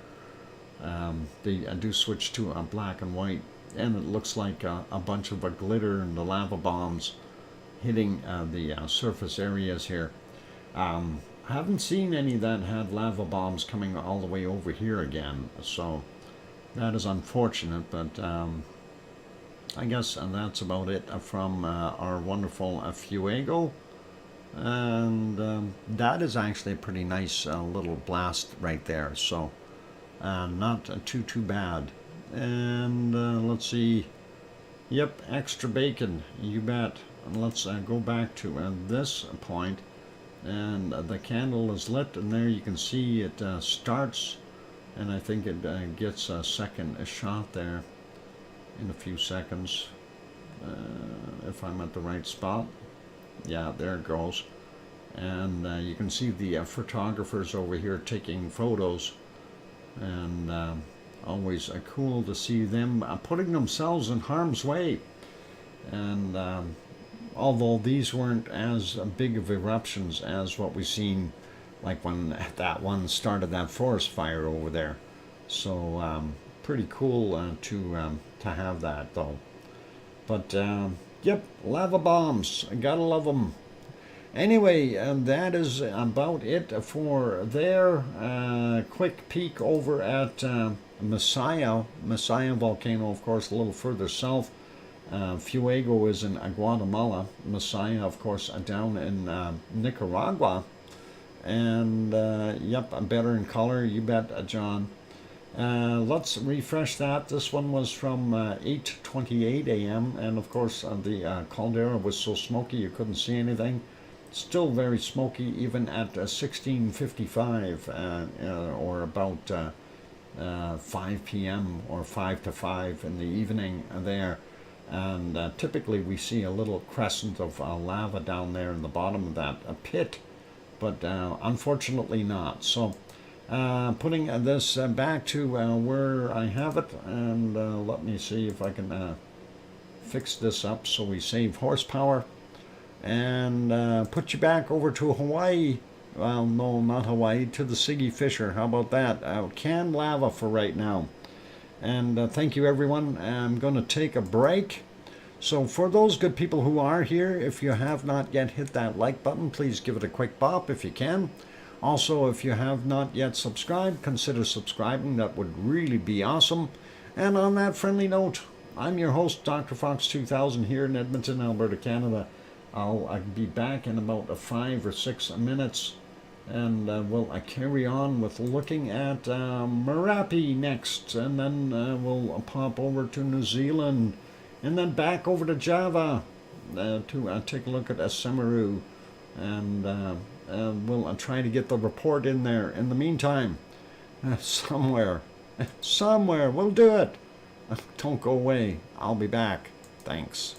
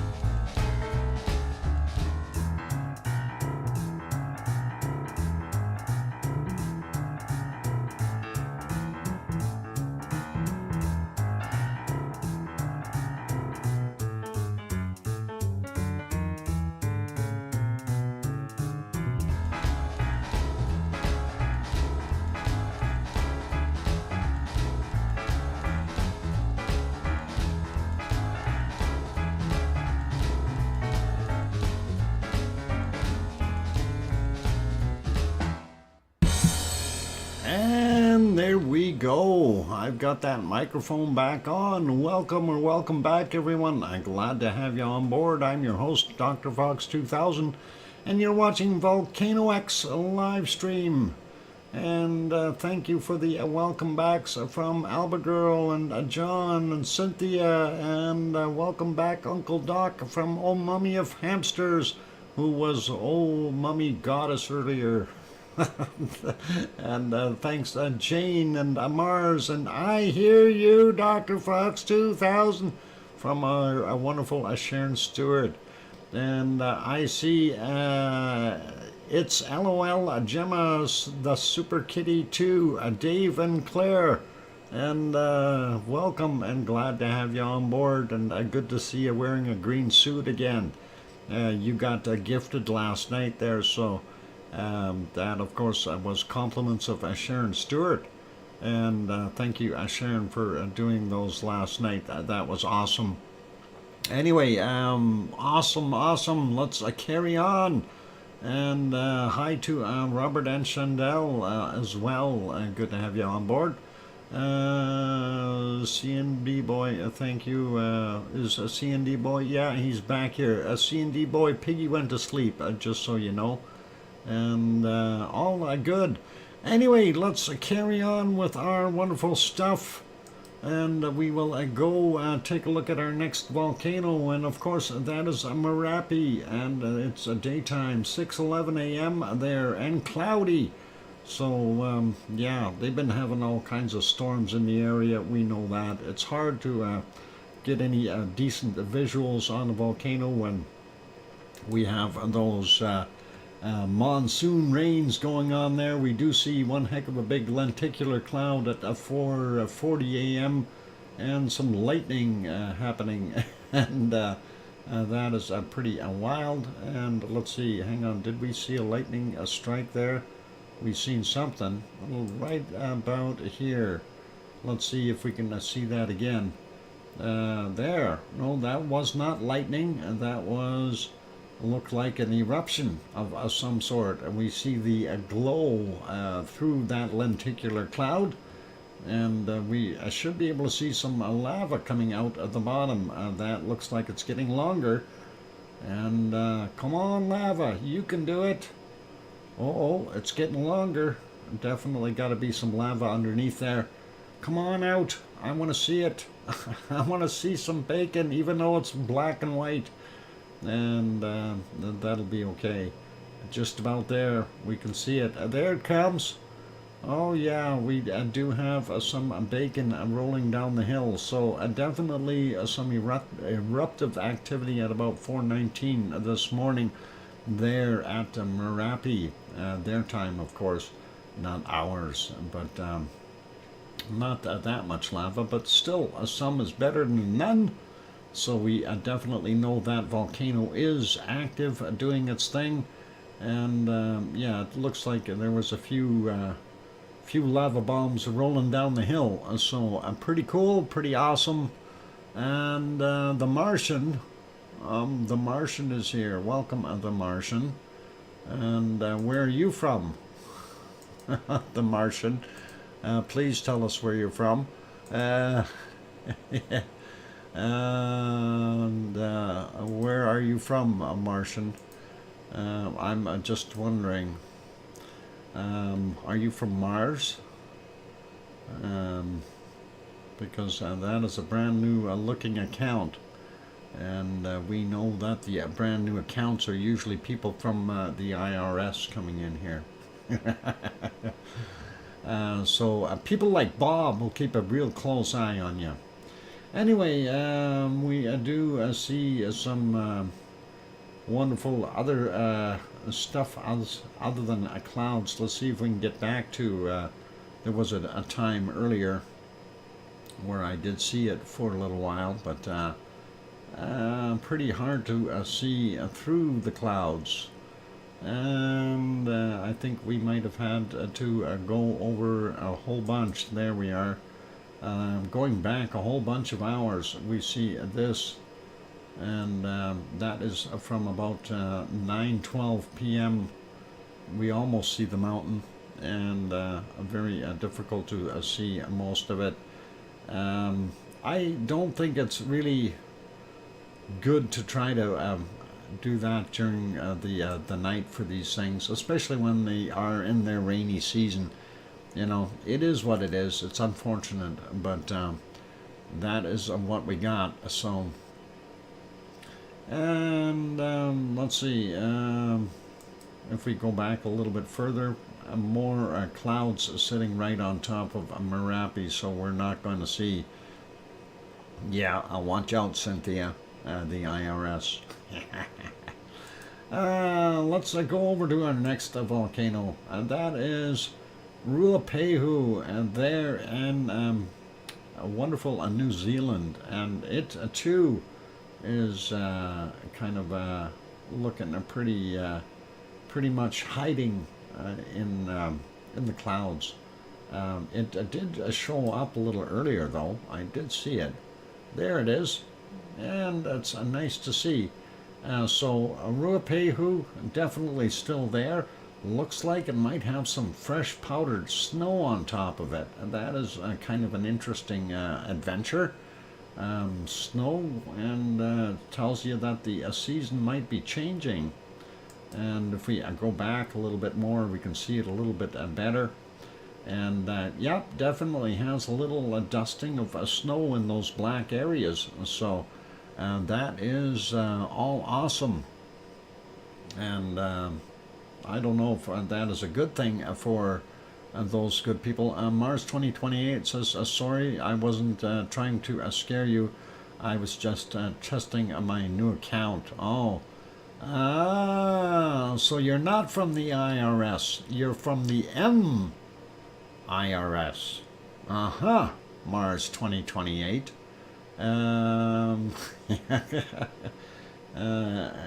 I know that's what you're going to do. You're going to charge taxes as soon as you get there, aren't you?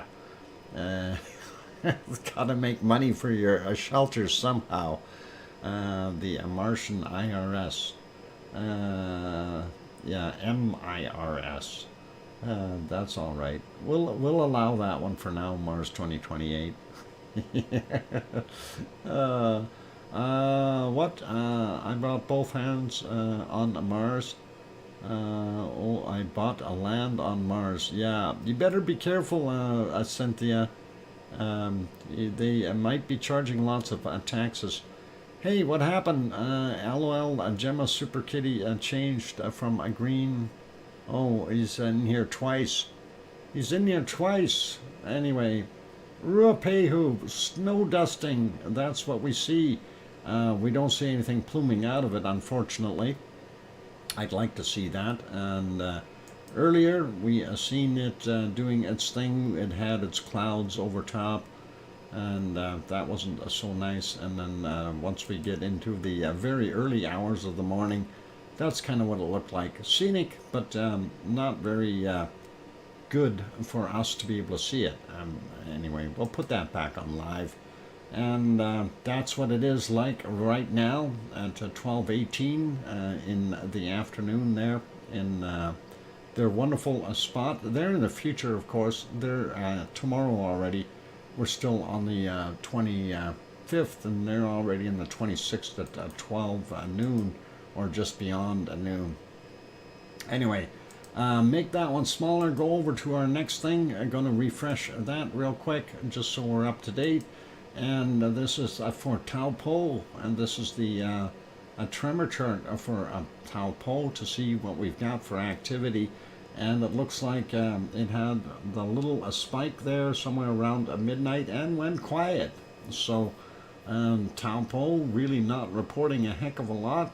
We'll leave that be, and we'll carry on to our next shot here and see where what it looks like there. Let's take a look. There's the hey, there's the flea market. I want to go. I like flea markets. I want to buy some fleas. The lake, of course, is the caldera for Taupo, and the center is somewhere out there. And unfortunately, it's so cloudy over there, you can't see Mount Ruapehu in the background. But this is the caldera for Taupo.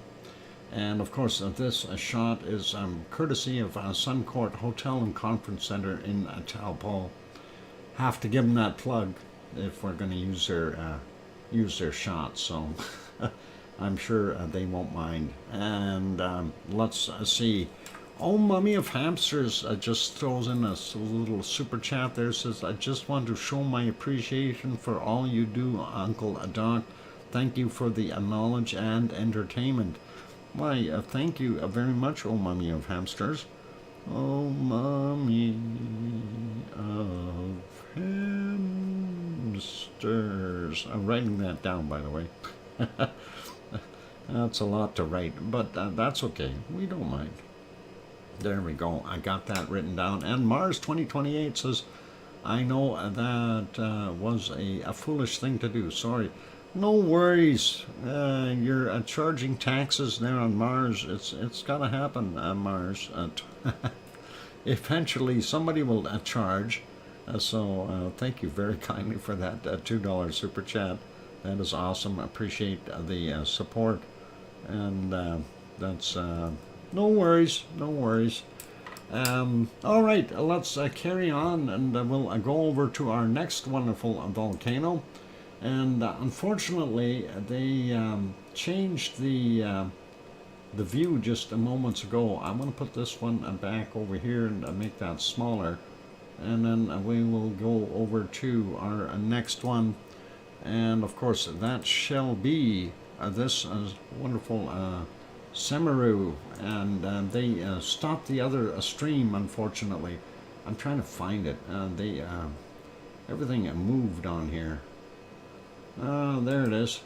Okay, so that is a Semaru, unfortunately, and we don't get to see much because they restarted that stream, and again, it was very, very poor weather there, so we didn't see anything of the volcano till it actually got light, and that was right around here, and that is not very cool. All the way through the night it was cloudy and rainy and yucky, and it is what it is. It is rainy season there in that part of the world.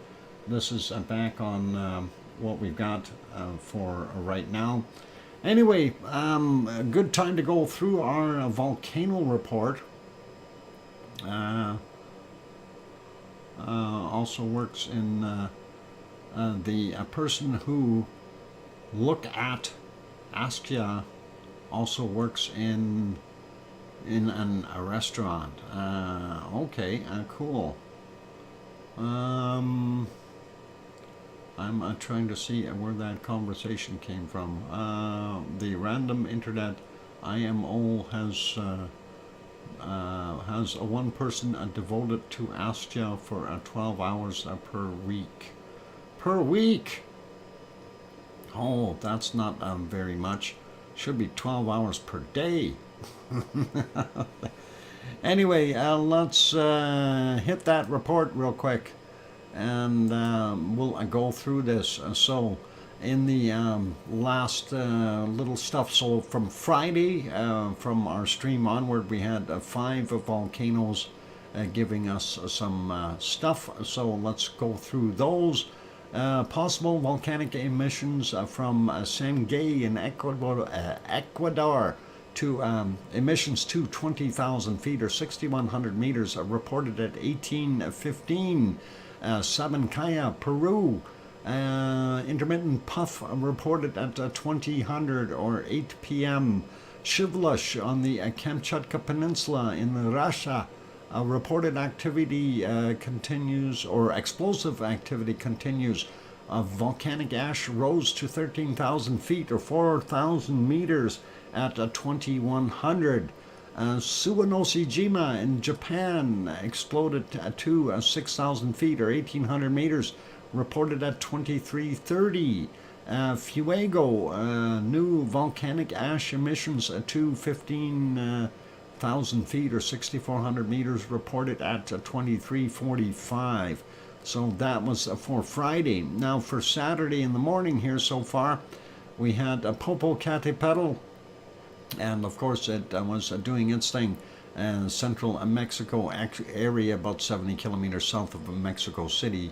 So new volcanic ash emissions to 19,000 feet or 5,800 meters reported at 30 minutes after midnight. A volcanic ash cloud observed to 22,000 feet or 6,700 meters reported at 9 a.m. Steam and gas emissions reported at 1,500 or 3 p.m.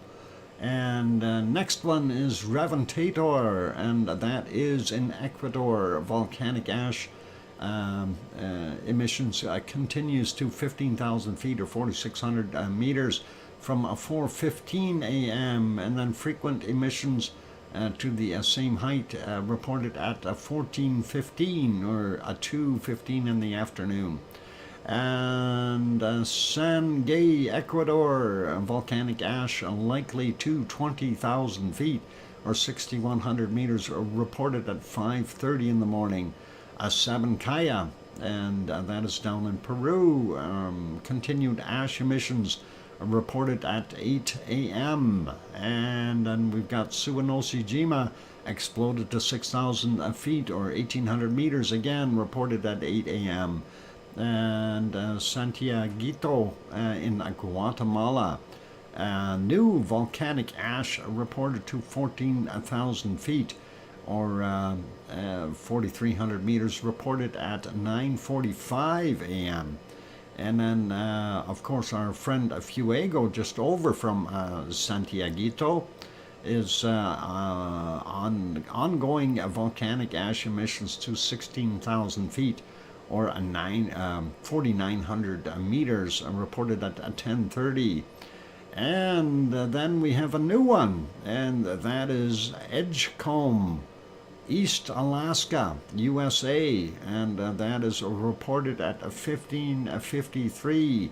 And we will get to that one next and take a look at that report because we don't have a heck of a lot happening there at our wonderful Semeru. So let's so we're adding another volcano, Edgecombe.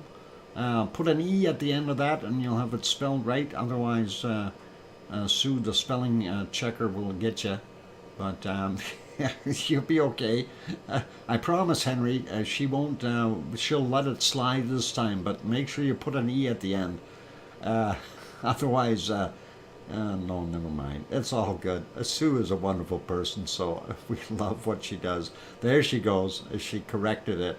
I knew you should have done that real quick, Henry. Darn it, me spell correctly? That would be a first. Yeah, I can't spell either. Anyway, let's go over and take a look and see where the heck did my Alaskan stuff go. I wanted to see if we can refresh these things, these pictures beforehand.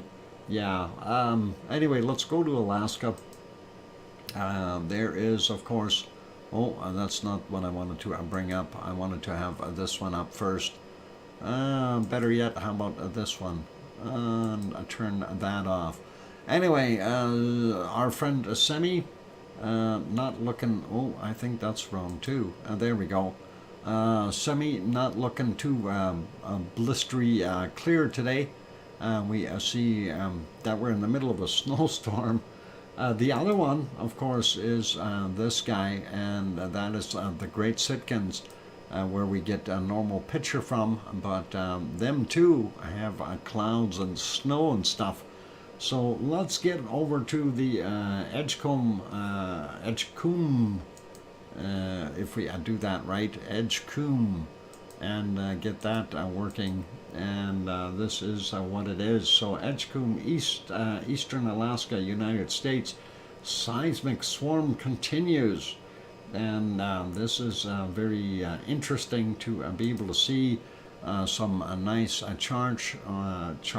So the lower panel in the inset shows earthquakes, earthquake focal depth versus time from 2010 to present, with symbols from 2020 to 2021 in red, and that is pretty cool. So showing you a little bit more activity when you're looking at that, and as things are progressing here, and definitely giving you a pretty good idea where the activity is. So this is something that could happen, could pop up in the next little while. Hey, welcome, Geoplanet Jane. Good to have you on board. I remember when I spelled a word wrong in second grade. I spelled many words wrong in second grade. That was hard for me. That was when I was still learning English. And I know the one that I got wrong all the time was color, because I spelt it the way it's spelt in the U.S. dictionary, C-O-L-O-R. And the Canadians always got me with the O-U-R at the end. Anyway, that is what we got. Anyway, what is normalcy is not a real word. Irish, that is not normal. Anyway, define real world, sir. Yeah, it's what you make it. Anyway, let's take a look at the other one. It gives you a better idea where they're located there. And we are seeing quite a bit of earthquake activity. Map showing earthquake epicenters near Sitka, Alaska from 1990 through to 2022, using data generated by the Alaskan Earthquake Center and obtained via an ANSS combined catalog from Image AVO. Okay, so looks cool, and that is pretty awesome. They made that little insert a little too small, but you can see where it is there, and that is a little further south, and you can actually see the Queen Charlotte Islands in that little insert down in the bottom here. So that's a little further south, and that'll help fill in some of that ring of fire that's got that big gap in between Mexico and Alaska.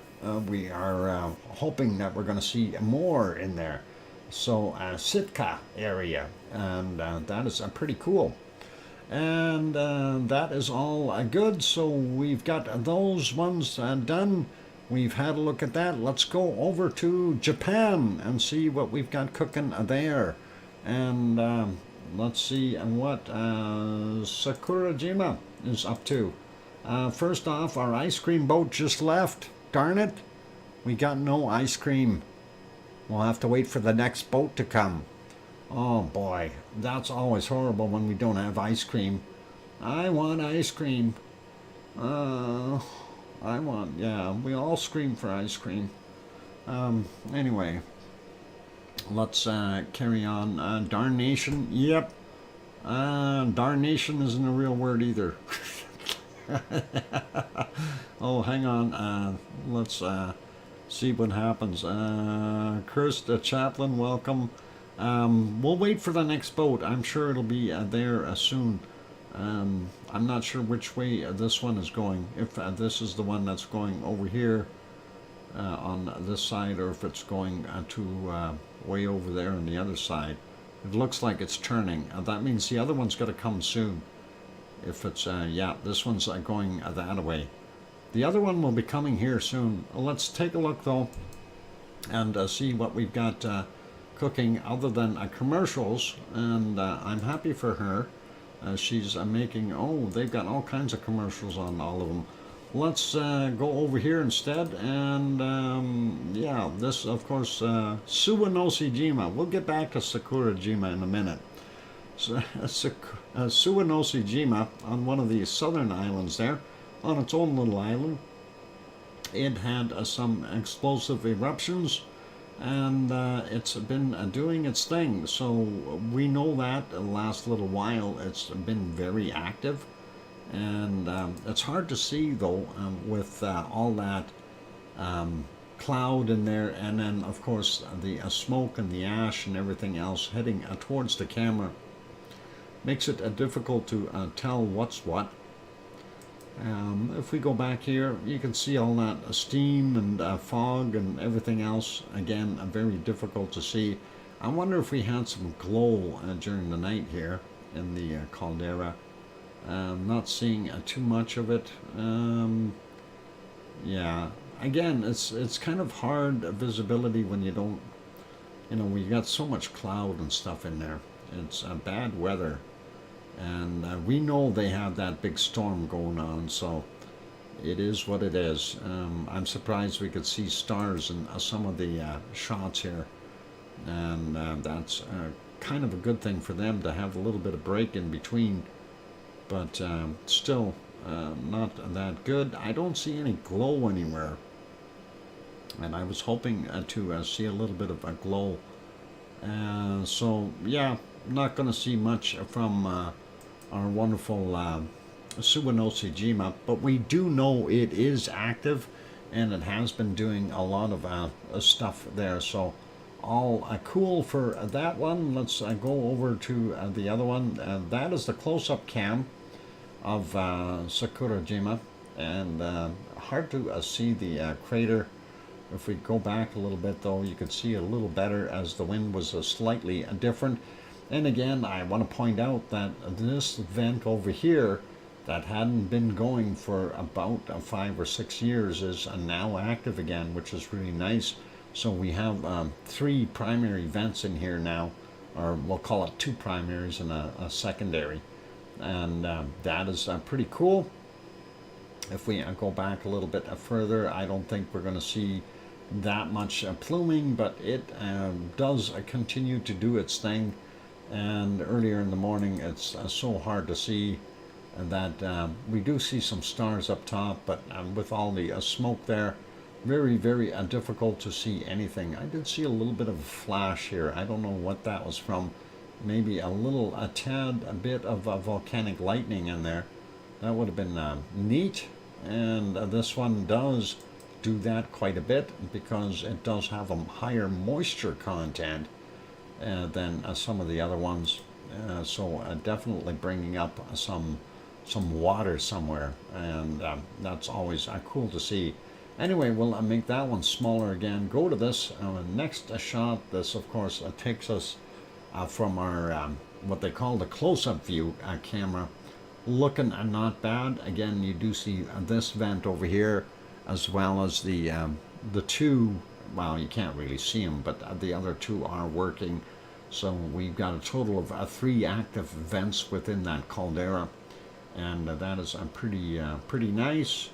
Let's go back a little bit, see what it looked like. Lots of steam. There's our birds for the morning. It's 7:22 a.m. Pretty cool. And Robert Shandell saying, hey, y'all. Okay, cool. Let's see. What? That word that would get you when you say it in Dutch. Kloppen? Kloppen. Yeah, or kloppen. That's a similar to demolish in our language. Ah, okay. So you don't want to get beat up, eh? Anyway, we did see a little bit of a eruption here. There's some ash plume from about 6:50 a.m. You do see that there. Fairly slow though coming out. Just advancing that. It wasn't a heavy-duty eruption by any means, but looked a little bit more like tephra in there. Look at all the birds down in the foreground on the right-hand side. They're swarming. It's a flock of seagulls or something, and I guess they're looking for bugs or something. But nice to see the birds. All cool. A whole bunch of them. Holy Batman. Anyway, that was there. Let's see if we go back a little bit further. And I don't think I seen too much during the night.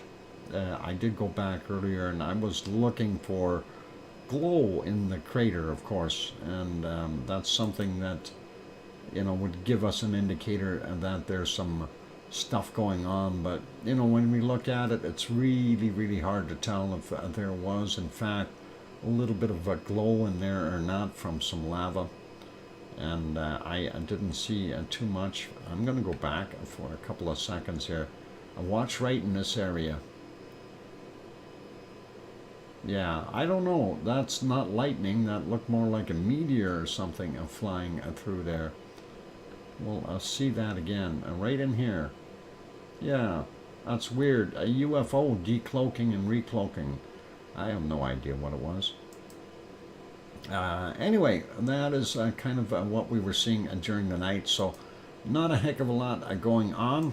And an airplane. Not that bright of a quick of a flash, I don't think. It's more like a spark or something. Is what I thought it was. It looked like a little arc of lightning or something. But then again, that is the way it is. Anyway, that's all the way back to 9:35 in the evening for them. And it is still pretty stable at that point in time. Not going to worry about it. Going to put that back on live. I want to see if the other ice cream boat has come yet. Nope. Okay, we'll come back and check. That guy is heading this way. We should see the other one here right away. We'll see if we can get over to ASO and see what it is doing. And, oh, wow. It snowed. That's snow on the ground, you guys. It snowed there at ASO. And that is weird. And let's see if we can see any of that steamy off-gassing. Yep, we do see it coming from the caldera here and heading that way, but there's definitely snow on the ground. And, yep, I don't know about that. That is... must be pretty cold, and yeah, when we go back a little further you can see that definitely it did some snowing there. So yeah, wow. I found some DNA in a jar in the woods. Okay, you found some DNA, huh? What are you cloning there, Henry? Oh boy, that Henry's gonna get us in trouble. He's gonna bring back a herd of raptors, and if you can train the raptors though, that'll be alright. That would be good. That would be neat. Anyway, that's about it for right there in Japan. And I don't see too much else. We do know ASO is continuing to throw out a lot of steam, as well as SO2.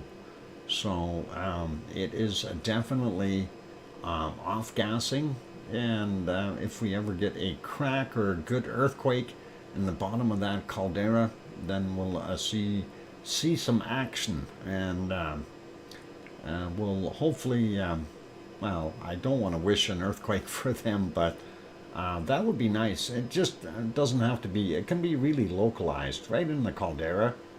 So nobody else gets shaken, and then we'll see some eruptive activity, and that would be cool. And let's make that one smaller and go back over here. This is at present, so we kind of missed this little bit of a eruption here, and we'll go back, and we should be able to see that on the close-up cam as well. So that came out, yeah, it didn't come out very fast. Let's take a look at the close-up cam. We'll make that bigger, and we'll back that up a little bit and see if we can see that as well on here. Yeah, I think that smoke's going to be in the way too much. We won't be able to see it from here. Let's just use the other one. You can see that plume coming up fairly good, because we're looking with the close-up cam on that crater. It's looking right into the bottom portion here. It's not seeing the billowing up in the top. So Yeah, it's a nice little pop, exactly. And lots of ash in there and stuff, a dark gray material, telling you it's doing its thing. And did I miss my break? Am I going, rambling, doing its thing? I've gone too far, too long? Is that what happened? I think that's what happened. I've gone too long. But anyway, I guess those things happen. And when you get interested and you get rambling, you have those things happen. Irish Monk says, Dr. Fox, I will be married again by the next time I marry. It could be a month or 200 years. Well, I'm sure it'll be a monkus of sorts. But we'll see what happens. If you do happen to get married there, just let us know where the wedding is going to take place, and we'll be happy to supply a volcano in the background. Breakmaster. Yeah, I have no breakmaster here today. Nobody told me to go for a break. I've been going and going just like an ever-ready bunny. And that happens. Yeah, we went right through it. And yeah, nobody mentioned a darn word. No Pepsis in there whatsoever. John Raper says, I'm not getting married again. Well, John, you don't need to get married to Irish Monk. I don't think he's asking you.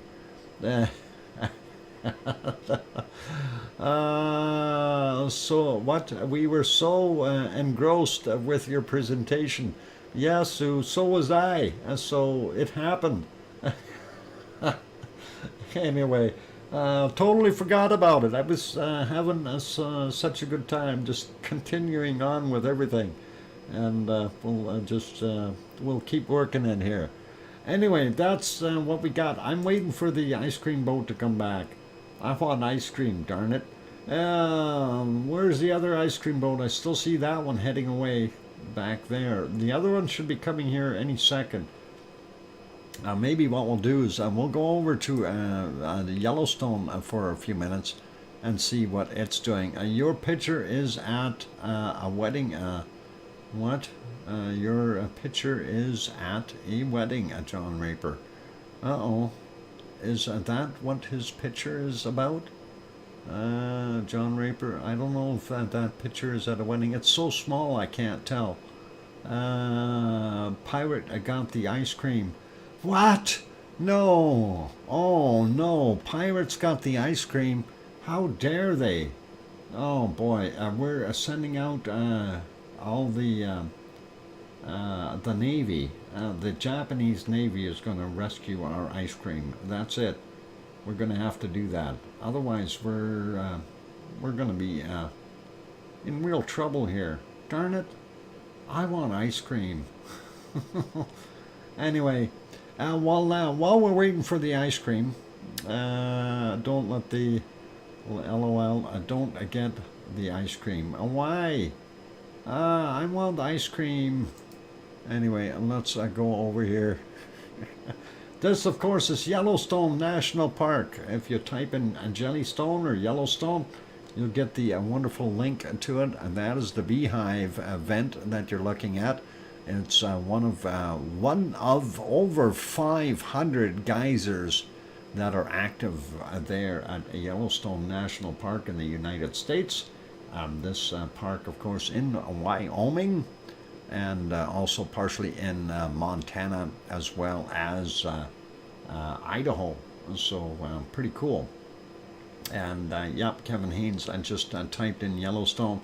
That'll bring up that link, and if any of you haven't gone to that site or bookmarked it yet, it's worthy of having.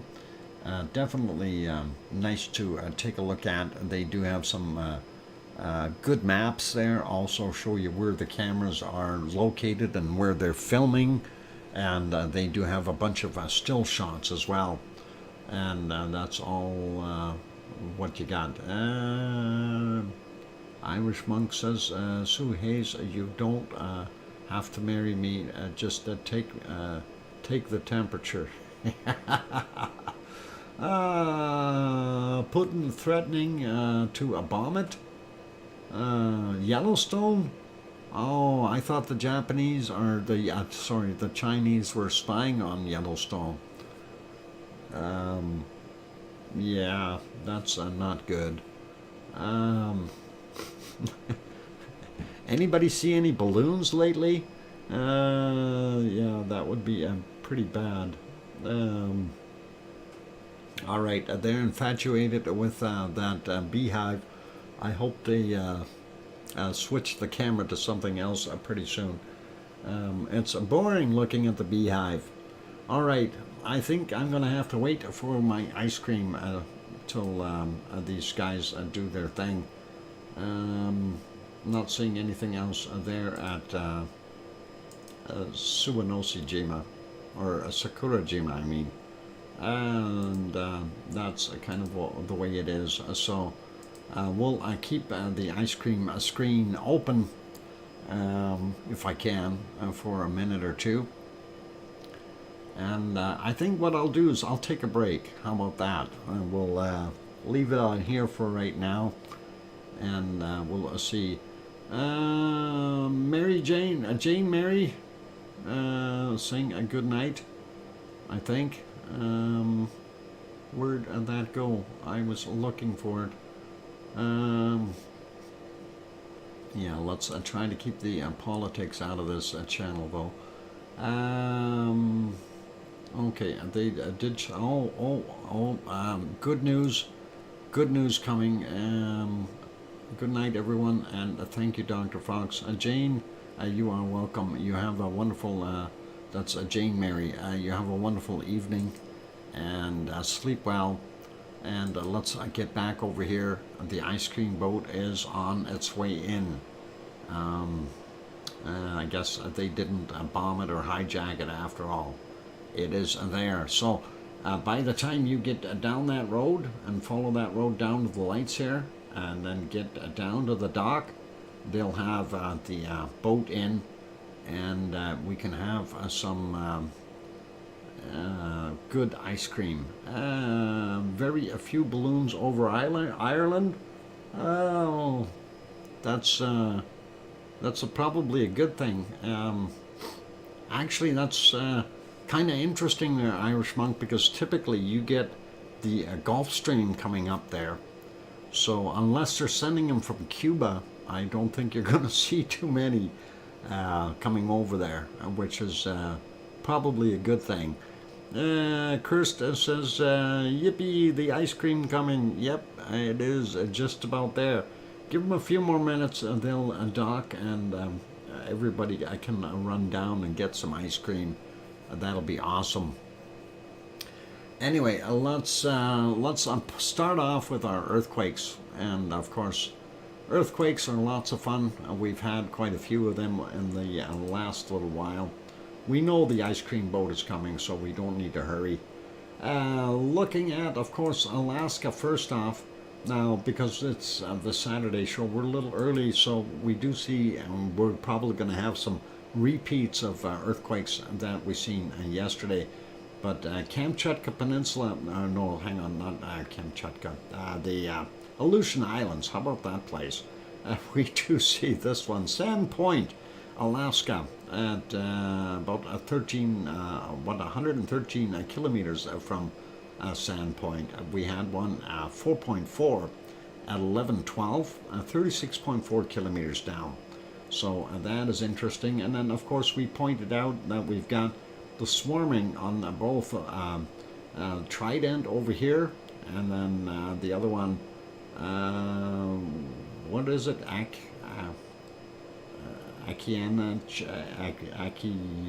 something or other, cheek. Aniakchak. There it is, Aniakchak. Thanks, Sue. I have a problem with that word. But Trident is okay. So that little bit of swarming, we do still see a brand new one there, 2.2, and from a 1705, 9.1 kilometers down, and then we have kind of a group of them in here, and always interesting to see. So this one 2.4 from 901, 3 kilometers down. Then we see some other ones here, 2.2, 22, 19 from yesterday. Doesn't have a depth, so probably surface. And there's a smaller 1.9. So they're continuing. And then we have this one over here a little further, 2.3 and 906, 48.3 kilometers down for that one though. But that is the Trident area, and this is the Aniakchak area, and always nice to see that. We do see some other stuff in between, but very active zone there, so I'm not going to worry about those. And looking down the side of the western side of North America, we do see this one here, and that is a 3.0, and that is just off of, well, it's on the separation between the Pacific Plate and the Juan de Fuca Plate, and that's from 7:23 a.m., 10 kilometers down for him, nothing major there. And sliding down, we see a whole bunch more here, and that's always interesting. On the Pacific Plate, 4.3, just out from Mexico, happened yesterday at 20:35, 10 kilometers down. And then we see a group of 3 right here, 4.7, and that's off the coast of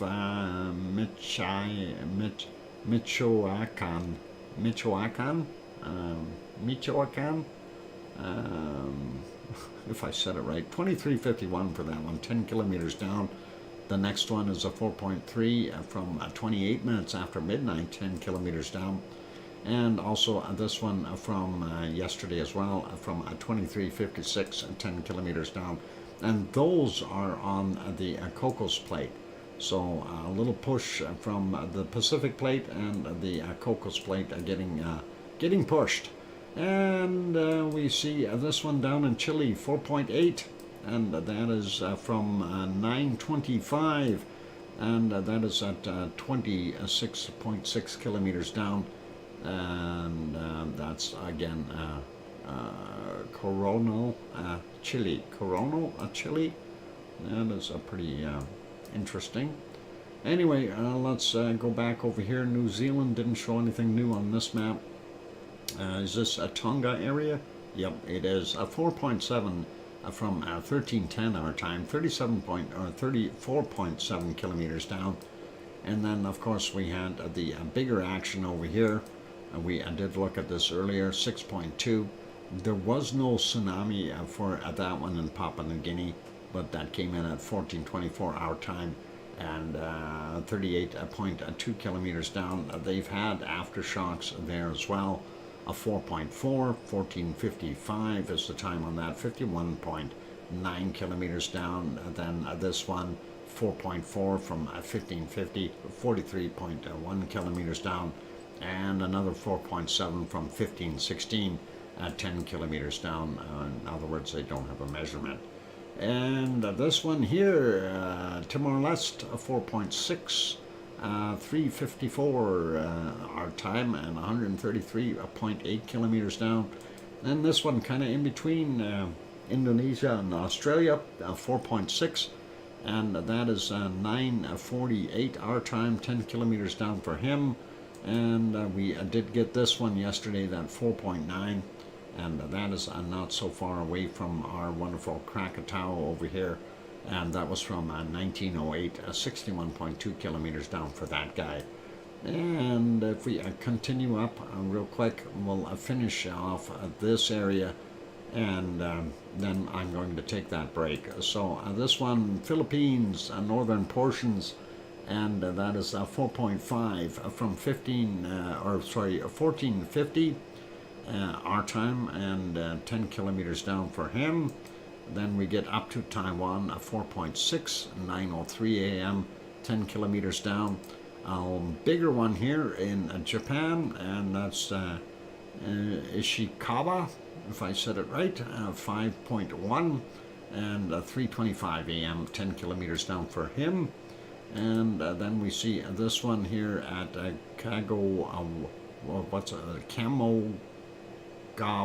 Kamogawa. And that is from yesterday at 20:49. and 70.4 kilometers down. And then we've got this one, 6.0 at Kushiro, Japan, and that is 6:27 a.m. 50.2 kilometers down. The Kuril Islands, this one 4.4, and that is 11:58, 84.1 kilometers down, and just off the coast of the Kamchatka Peninsula 5.0, and that is from yesterday at 23:25, 70 kilometers down for him. We will come back after the break, and we will do Hawaii and the rest of the earthquakes, and we'll see what we get. So it is time, and yep, everyone, hang in there. I'm gonna throw some canned lava back on there, and some music for you. For those good people who are here, I was lurking, Sue. I did read about it on the news. Okay, the first hour of the stream. The earthquake in the UK. Yeah, we did talk about that. We'll talk about that afterwards again, just to kind of get an idea of what's going on there. Anyway, here comes some music. Keep smiling. Hit the like button if you haven't done that yet. Also, if you have not yet subscribed, do consider subscribing. That'd be awesome. And on that friendly note, I'll be back. Don't go away. Thanks.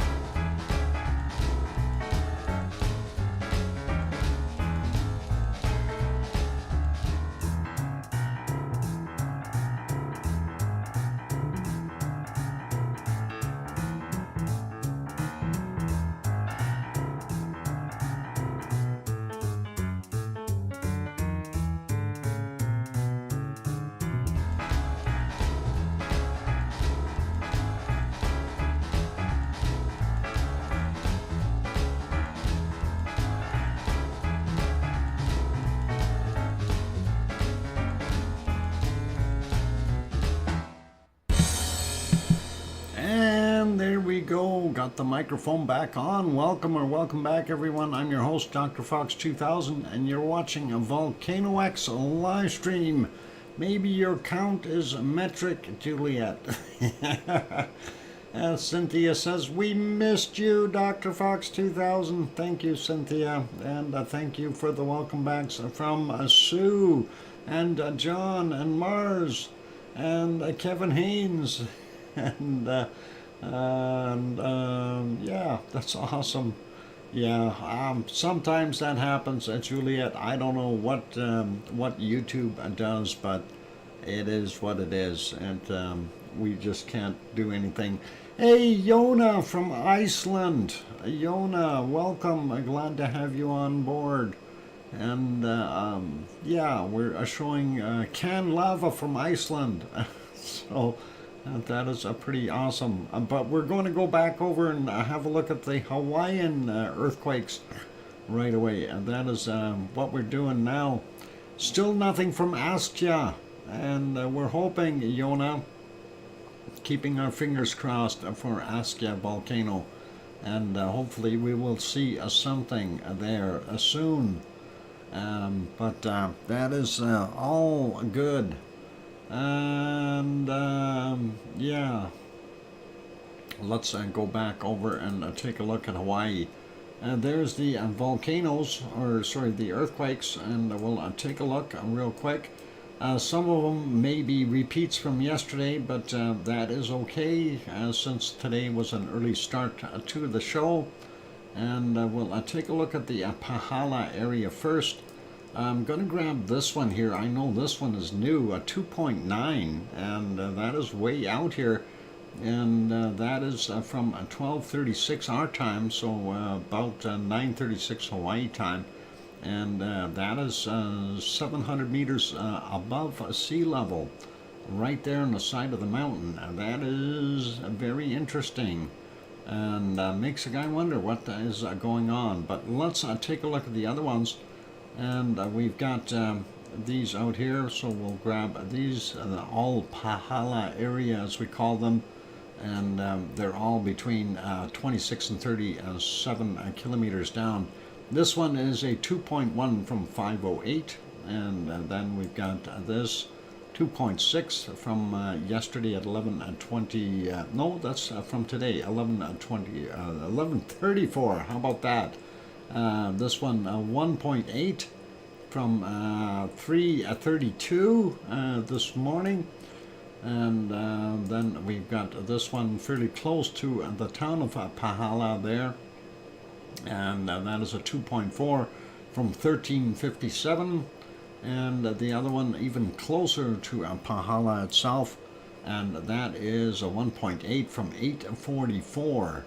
And sliding over here, we do see this one amongst everything, 2.4 from yesterday, 23:23, and that's kind of what we got. And then we got this one on the side of the hill, and that is a 2.1 yesterday's as well at 17:38, and I do believe we had that one, and that was down by 7.8 kilometers. So that is pretty cool. And just got an email in here. Let me see. Yeah, somebody sent me a video of the Ring of Fire.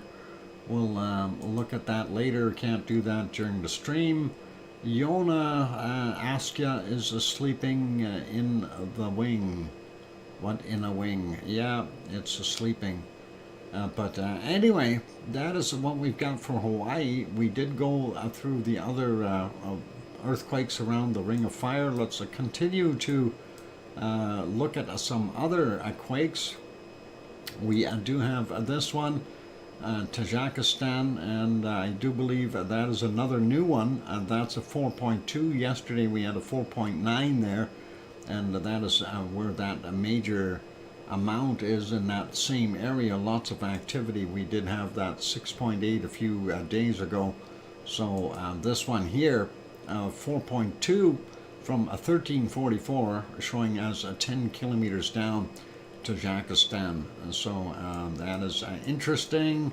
and zoom out a little bit and take a look. We do have, we're going to grab this guy first, South Mid-Atlantic Ridge, and that I do believe is the antipod for either this one or this one up here that we were seeing, and they're about the equal distance south and north apart on the other side of the planet. But that is interesting to see that 5.1 from yesterday at 2200, and that was 10 kilometers down for that. Getting over here into our Turkey region, we do have a few quakes down in the south here, and I'm going to switch it to the street names here. So Antakya area again. Yesterday, I do believe we covered this one from 1812, a 4.2, and then if we go over here, we got this one as well. I do believe 4.2 from yesterday at 1728. And then that's 10 kilometers down. Then we've got this guy, and this is a new one from 1:58 a.m. and that is 8.4 kilometers down for that 4.1. And then this one, Central Turkey, 4.4, 5:41, 5.1 kilometers down. And then this one, kind of getting a little further to the west, and that's a 5.2, and that was at a 3:27, 16.5 kilometers down for him. And of course, the one that we were talking about earlier, and that is the one in Wales, and of course that is right there, and it shows it in different locations on the two different maps. So I'm not sure where the actual epicenter is. It's kind of funny that they would have different locations for it, but who am I to argue with the map makers? Anyway, we'll show both maps here so you get the idea. Anyway, these guys are showing this one. It's a 3.4 from 1659, and they're saying a 10.1 kilometers down. And let's see. Hey, Judy M, welcome. And One Fish 26. Hi, really late. I'm a one fish. One fish. I would have never realized that. But thanks for stopping in. The one fish part, the really late I got. Anyway, looking at where the highway is here, and seeing it, it kind of shows you this being off here by this, what is it, Langeni, if I said it right. And then when we go to the other map, it shows it in a slightly different location, and I'm trying to see if they have this street map as well, and they don't show Langeni on here, but where did it go? There it is. They're showing it in a slightly different place, so I'm not sure what's going on, because I think the road that we seen it on, they're showing is it Merthyr Road? Merthyr Road. I'm not sure if that's pronounced right, but right in that area, we see a lake in here and some water off the other side. So if we go back to the other map, we see that is not there, and they're showing it at a different location. So that is somewhat odd, and I don't quite get it. So yeah, it's weird why they would show it in a slightly different location. So maybe they've got different measurements out of this. That's the only thing that I can think of, and so it's not quite the same coordinates either. When you take a look at the Latin lawn for it on here, they're saying if we click on that, that is at 51.857 by 3.9096. If we go to the other one and click on it, it gives us 51.79 and 3.31, not 096. So somebody's got some measurements mixed up there or something. Not quite the same place. And I'm sure we only had one quake though. And I'm sure it was a 3.4. They're showing the same time on it, I do believe, 23:59 according to that. And then this one was 16:59, which is the same as my time here. So yeah, the time is right, but the locations are wrong, and that's okay. Maybe their measurements are different. I have no idea how they figure that out, but it's close. And you know, close only counts in horseshoes, hand grenades, and atomic bombs, right? So that is kind of what we got there. The live stream in Canary Islands shows earthquakes between La Palma and Tenerife. Yeah, we're going to go over there right now. And we know about those. There's a lot there. I'm kind of interested in this one here. This was from today, from us 16 minutes after 11 a.m. UTC. And that one was 25 kilometers down, a 4.0 fair-sized quake. So that is something interesting. This one here, a couple of days ago, so not going to worry about him. But yeah, you're wondering about these quakes. I'm going to refresh this map just to make sure it's up to date, and we'll see. And yeah, these ones here is what you're thinking about, Raymond. And as Geology Hub had on one of his videos, he was referring to this seamount here, that there was some activity underneath here though, and it's basically really far down, but these aren't that close to the surface. This one here, 2.4, 13 kilometers down. So if there is magma movement or something, that is what we're seeing. You know, or some tectonic shifting of sorts. This one is the 1.6. If we look over here, the 1.6 and 9 kilometers down, right? And that is from yesterday at 1:36 or 1:35. The other one over here from 1.8 from 1327, 8 kilometers down. So these are nowhere near the surface, and really nothing that is going to turn around and make anyone wonder. We did have a bigger swarm in here before. There was a lot more quakes, and probably about a dozen in between there at one point in time, about a week or two ago. So it's interesting to see though. We're definitely keeping an eye on it.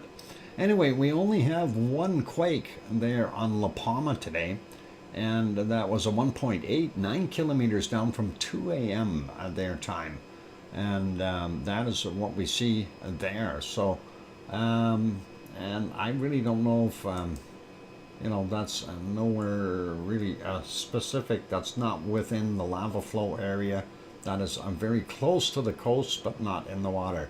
We do have these other ones that were in the water, and those came in a couple of days ago on the 23rd. So, kind of interesting, makes a guy wonder what's going on there. But hey, there's always stuff moving around underneath the earth, of course, being dynamic and twisting and turning and moving and doing all kinds of things. Anyway, we'll leave that one there.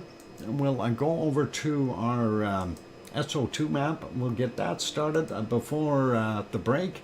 And then after the break, we will do some weathery stuff. And, well, you've seen that when I refreshed it. It said snow for tomorrow night, and then a snow on Tuesday again for us here in Edmonton. And that is because the temperatures are warming up. We do see all this SO2 coming off of the Kamchatka Peninsula, and it's moving out and not that much more being produced right now, which is probably a good thing. And that seems to be going all the way over and pluming into this area, getting mixed in with this rainstorm. And of course you see this being clear here. That is because of the rain washing it out of the atmosphere. We do see it fairly heavy though from up north on the western side, well, up here in the Alaskan populated area, and then the western side of Canada, or well, most of that's actually still a part of the Alaskan panhandle there. And then looking out here, Queen Charlotte Island's definitely got higher levels. We do see it's clear here. That's because of the snow and rain and everything else that's coming down, and that is keeping it clear all the way into Alberta. We do see all across the prairie, so higher levels of SO2 than normal, and of course that is all coming through and going into the Great Lakes area, northern Ontario as well. We do see some clear area there, but not that bad, and some clear spots in between. So we do have some of it dissipating through, being snow and rain weather kind of thing through those areas. And then looking out northern Quebec, a little bit clear, but they do still have another plume coming through. And I'm sure once the rain washes that out of the atmosphere, it'll be better. Looks like Newfoundland pretty good. Dr. Fox, I'm going to watch the Soyuz arrival at the International Space Station. Have a great rest of the show. No worries, Mars 2028, you be good. And, Brian, Perfectibility 999 is also here, welcome. And Do Free popped in, and if I see the number above 130, I will be seeing Doc on my... Doc March. Oh, what's happening with your numbers? Holding off the emergency room and waiting till a Monday. Hope you're okay there, Do Free. Oh, glucose. Yeah, you want to make sure you take care of things. Anyway, we do see New Brunswick and Nova Scotia not too bad. Looks like a little heavier over in PEI. And Newfoundland not bad. We do see most of the western United States looks pretty clear. That big storm still sitting over top of the California area, and of course the amount of rain. I was watching some videos this morning. The amount of rain in Sacramento, just absolutely horrible. Lots of flooding going on, and they're not used to that. And of course, people driving into the big puddles and things like that, thinking that they have submarines, and they are not. They got to remember, a big puddle, don't drive through it. You're going to get stuck. Anyway, we do see fairly clear coming all the way through, looks like Tennessee, and getting into the Carolinas here. And a little bit of a split up here, spot just north of Grandma B's house, and it's a little heavier there, but I don't know why. And going down a little bit, we see Mexico, Popocatépetl continuing to do its thing. We see some of that out into the Pacific, but that plume now being broken up, so not as bad throughout the Gulf of Mexico. Here we see all that SO2 sitting out in the Pacific, and that's from our Central American and our friends here in Colombia and Ecuador, of course. And then we've got here in this area still, and again, I still can't identify this. This is not all from Sabancaya. This would be industrial pollution for the most part, but we do see they've got a storm happening here, and that'll wash most of that out and make it acidic oceans again. And we see some of this still pluming in to Argentinian areas, and of course regular stuff from the other populated areas of Rio de Janeiro, Sao Paulo, and then Buenos Aires as well. And looking pretty clean down on the bottom though of Argentina and Chile. White Isle volcano producing a little bit more, but not getting washed out yet, so I'm surprised at that. I did see some of the videos for Auckland and the peninsula area. Horrible flooding there as well for those good people, and I hope that rain stops. They don't need any more. Tasmania looks pretty clear. No barbecue from Leo for sure. We do see here the coking plants north of Sydney are still doing their thing, and we see coming off of Tofua still quite a big plume, so it seems to be drawn out there. Yasur here in Vanuatu is still doing its thing, and Gawa and Aoba is still continuing to do their thing here in the northern portions of Vanuatu. Pretty normal looking for Papua New Guinea and the Solomon area, and yeah, pretty normal here in most of Indonesia and Java and Bali, and getting out here to Luolatok and doing their thing, and then same thing over here with Marapi and Kerinci, and then up in the top you'd have what's that other guy's name? Cinnabung. He's over here somewhere. And then Ibu and Dakono doing their thing. A little less of a plume coming out of Mion and Bulusan, and hard to tell what's actually coming from Taal right now. It is off-gassing, but it doesn't look like as much. We do see more coming from the people pollution there, and it is a break time, you guys, so I'll try and make this real quick. Normal stuff from Taiwan, Suwanoshijima off-gassing, yes, and Sakurajima still off-gassing. Aso, which is up here, and if we zoom in a little bit more, you can see a little bit more off-gassing, but it's spread around because the wind direction changed for them, so we'll see what happens, but it's not as bad as yesterday. And Kamchatka Peninsula, we already mentioned that, and it looks like most of the SO2 has been ousted, but it is still busy. Normal in South Africa, normal in Central African here for the Dominican Republic. Urta Ale, definitely visible. The fuel refineries, their gas refinery plants in Saudi Arabia and Kuwait and Iraq are still doing their thing.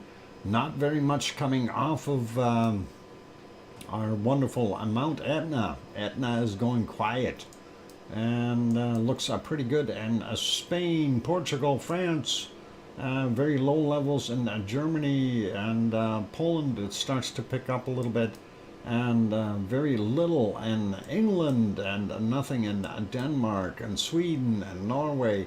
But Finland has a little bit, and nothing in Iceland. Okay, that's our SO2 report for today. And what we will do is we'll take a look at our weather when we come back from the break. And we'll take a look and see where our coldest temps and precipitation and all that are after we get through checking some of the temperatures.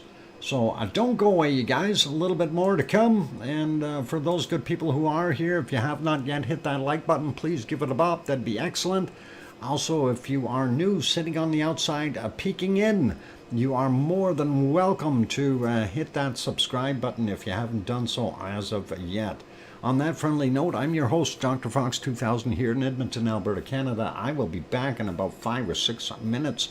Keep smiling. I'm going to put you back over to some lava from Iceland from a couple of years ago. And that is the Siggy Fissure in Meridalia Valley. And keep smiling. Play nice in the lava, okay? Don't throw anything at each other. And I'll be back. Here comes some music. Maybe. Click music. Click there. Music. I'll be back.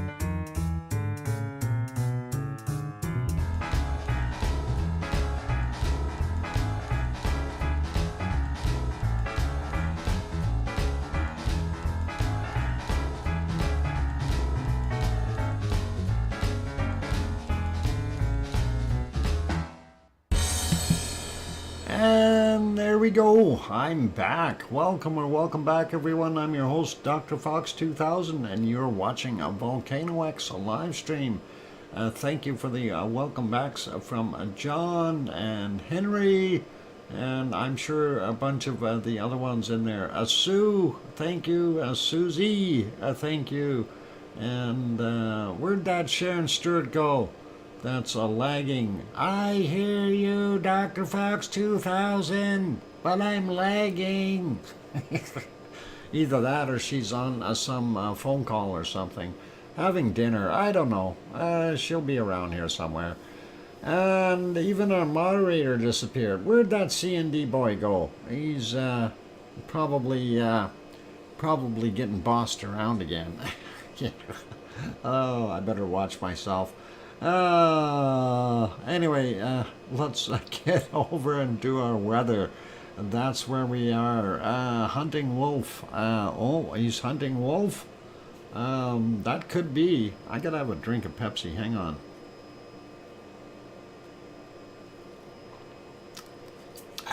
Fine vintage. Okay, and let's get over to the weather map. And looking at what we are seeing. A warmer. I'm happy to see a warmer coming in. And still some cold up in the top portions of our wonderful Alaska up there, and then in the Yukon central area, as well as getting into the Northwest Territories. None of it, of course, being very, very cold, and I want none of it. And still some cold up in British Columbia, but certainly starting to warm up a whole bunch. You can see the airflows moving northward again rather than coming from the north going south. And that is heating everything up, which is really, really nice. And of course, when we take a look at Edmonton, it's only -8 Celsius here today, which is really nice. We do have a high sitting here, and that is pulling up some of that warmer air. Even Calgary is up at about 8 degrees. And when you get down on the bottom end of Alberta here, we're seeing 2 or 3 degrees around the Lethbridge area. Really nice. Looking out at Vancouver, still only about 1 or 0, but that is better than being a -20 or something. And out there in the rock, there where Bob is, they're getting some snow maybe. Hopefully that's not going to persist. We do see that there is a storm sitting off of the coast of Vancouver Island. And sliding over, by the way, hello to Kananaskis country. I seen you pop in earlier. And of course, he is out here in Swift Current area, -13 Celsius. Don't worry, that wind is blowing northward. You're going to get warmer temps soon. You get over here by Moose Jaw, and you got a broken jaw or frozen jaw, and Regina only about a -16. Winterpeg still sitting at a balmy -22, and Judy M somewhere out here about a -20 or so, so a little bit better. And we do see a low up here circulating, pulling up warmer air across the Great Lakes. And that is a good sign. Northern Ontario starting to warm up. -7 there in Toronto.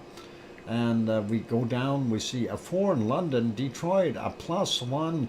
Tom and Pepper's Place, about a 0. And a little colder over here for Henry, about a -4 or 5 Celsius. As we slide up, we see Montreal at a brisk -17, -18. Quebec City at a -20, -21. And then we see here in the northern portions of New Brunswick, the cold refrigerator is on a high at a -21, -22. Halifax still only a -12. So here in Edmonton, we're actually warmer right now. Cole Harbour -13 for Sue, just over here somewhere. And looks like still very cold in Newfoundland as well. From up here 23, 24 below in some places. A little warmer out on the Avalon Peninsula, but you get up into Newfoundland, Labrador, we see temperatures -26, 27. 25, and then getting up here, we get into the minus 30s with same thing with northern Quebec, minus 34, 35, 36, so quite cold for them. But that air is moving northward, which is a good sign. We're seeing warmth. That is a good indicator that spring may be coming. 3 in Portland, and we slide down here to San Jose. We've got about 9. Sacramento about 7, but really wet in this area. And they have piles and piles of snow. Places like Reno, lots of snow. Los Angeles, about 6 degrees right now. That is bitterly cold for them. That is unseasonal. Death Valley coming in at about 10 degrees Celsius. You better have a jacket or you'll freeze to death. That's why they call it Death Valley. About the same in Las Vegas. And there we go in Mexicali, 14 degrees. Look at this, 22 in Phoenix, Arizona. That's enough to melt a snowman. And then we got about 19, 20 in Tucson. Not bad. Albuquerque, about 12, a little bit better than normal for them. Oklahoma City in that colder zone, 4 degrees there, or 5. Looks like the bottom end of Texas is starting to heat up, 26, 27 degrees in some places. San Antonio, 19 right now. Looks like Houston, 23. Austin, about 16, going up to Dallas. They're in that cold stuff, only 8 degrees there. Moving over, looking at New Orleans, they got about 23 right now. And that's probably better. We got Little Rock, Arkansas coming in at 8 degrees. And going down to Miami, 24 degrees right now. That's not so bad. Jacksonville, about 23.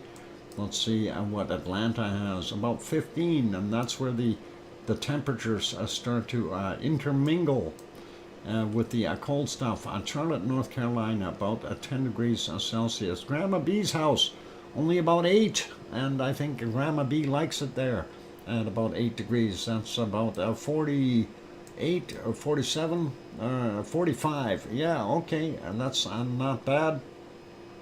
7 there in Virginia Beach, and as we go up, Philadelphia 1, New York at 0, and Boston coming in at minus 9 degrees Celsius. And let's head down and see what we've got. Looks like that cold. Still trying to push into the Baja, but the Baja warm air is fighting back. And we can see it. Mazatlan at 21, 22 right now. Sliding down a little bit more. Mexico City at 19, 20. That's not bad. 28 there in Acapulco. Cancun, about 24, 25 degrees, depends on where you point the hamster. And we are seeing some 30-degree temperatures in some of the places. El Salvador, 31, and Costa Rica coming in at some nice temps as well. Looks like the eastern side a little cooler than the west, but that's still okay. And we see some reasonably warm temperatures in Colombia and Venezuela, and that is all good. And then Peru and Ecuador, they're all doing okay for this time of day. Not bad temperatures. A little cooler out here on the coast, but not by much. So still, you know, when we look at 23, 24 degrees as being cooler, it's okay. Rio de Janeiro 26, Sao Paulo about 22. We see Bolivia, other than in the mountains, of course, and the highlands, is somewhere around 24 to about 27 degrees Celsius. Little warmer there in Paraguay with up to about 28, but 24 for their lower end. And we'll take a look at Paysandú. Paysandú coming in at about 25 degrees right now. That is not bad. While we're zoomed in here, Buenos Aires about 26. So that's not so bad. The coastal areas, a little lower land, a little cooler, 19, 20, but not that bad. And we see some of the interior of Argentina here still cooking with those up to about 20 or 30 degrees, I should say, 30, 31. Here we see the cutoff line where that warm stops, and there's the Chilean cold blowing in, and we see that whole bottom end of Argentina and Chile being very cold. Santiago is not that bad at about 18 degrees, so that's all right for them. Let's take a look over here, and looks like, yeah, Christchurch 17. We're seeing some 18, 19s on the south end of the island, and down the highlands somewhere around 10. That's not so good. Wellington about 18 right now. Looks like a little bit warmer on the eastern coast, up to about 23, 24 degrees in some places. Auckland coming in at about 22 right now, and yeah, the whole peninsula 21, 22. Hopefully it stopped raining there. They don't need any more rain. I've seen what everything is there. Exit stage left. Okay, Susie, see you later. And let's see, we see the rest of what's happening here in Tasmania. 16 in Hobart, 17. Not bad. Snagglepuss. I remember Snagglepuss. That was a good cartoon. 19 in Melbourne. That's a far cry from the temperatures they had a couple of days ago. And looks like about 18 over in Adelaide. Looks like Sydney has got 26 right now. And Brisbane up here at about 28 or so. So Home of Oz are doing fairly well. But we see a circulation around here. Hope it's not storming. We do see some 37s up here in the outback, and hopefully it's not too bad, but it doesn't look as warm today as when it was a few days ago there with the 42s and stuff. Perth coming in at about 25, 26, not so bad. And if we go out here, looks like, yep, Fiji 29, 30 degrees. A little cooler, no, not by much in New Caledonia. Pretty normal, yeah, 28, 29 in Vanuatu area. And we see pretty normal temperatures, actually maybe a tad cooler than yesterday there in Papua New Guinea, but not anything to write home about. Same thing with eastern portions of Indonesia, and looks like a little cooler today than they had yesterday in Java. Same thing with Sumatra here, not bad. The Indonesian, Malaysian areas are holding their own. A little cooler there in Bangkok with only about 22, 23 degrees. Thanks, Sue. And then we see Manila at 27, 28. That's a little better than that 30 they were having yesterday.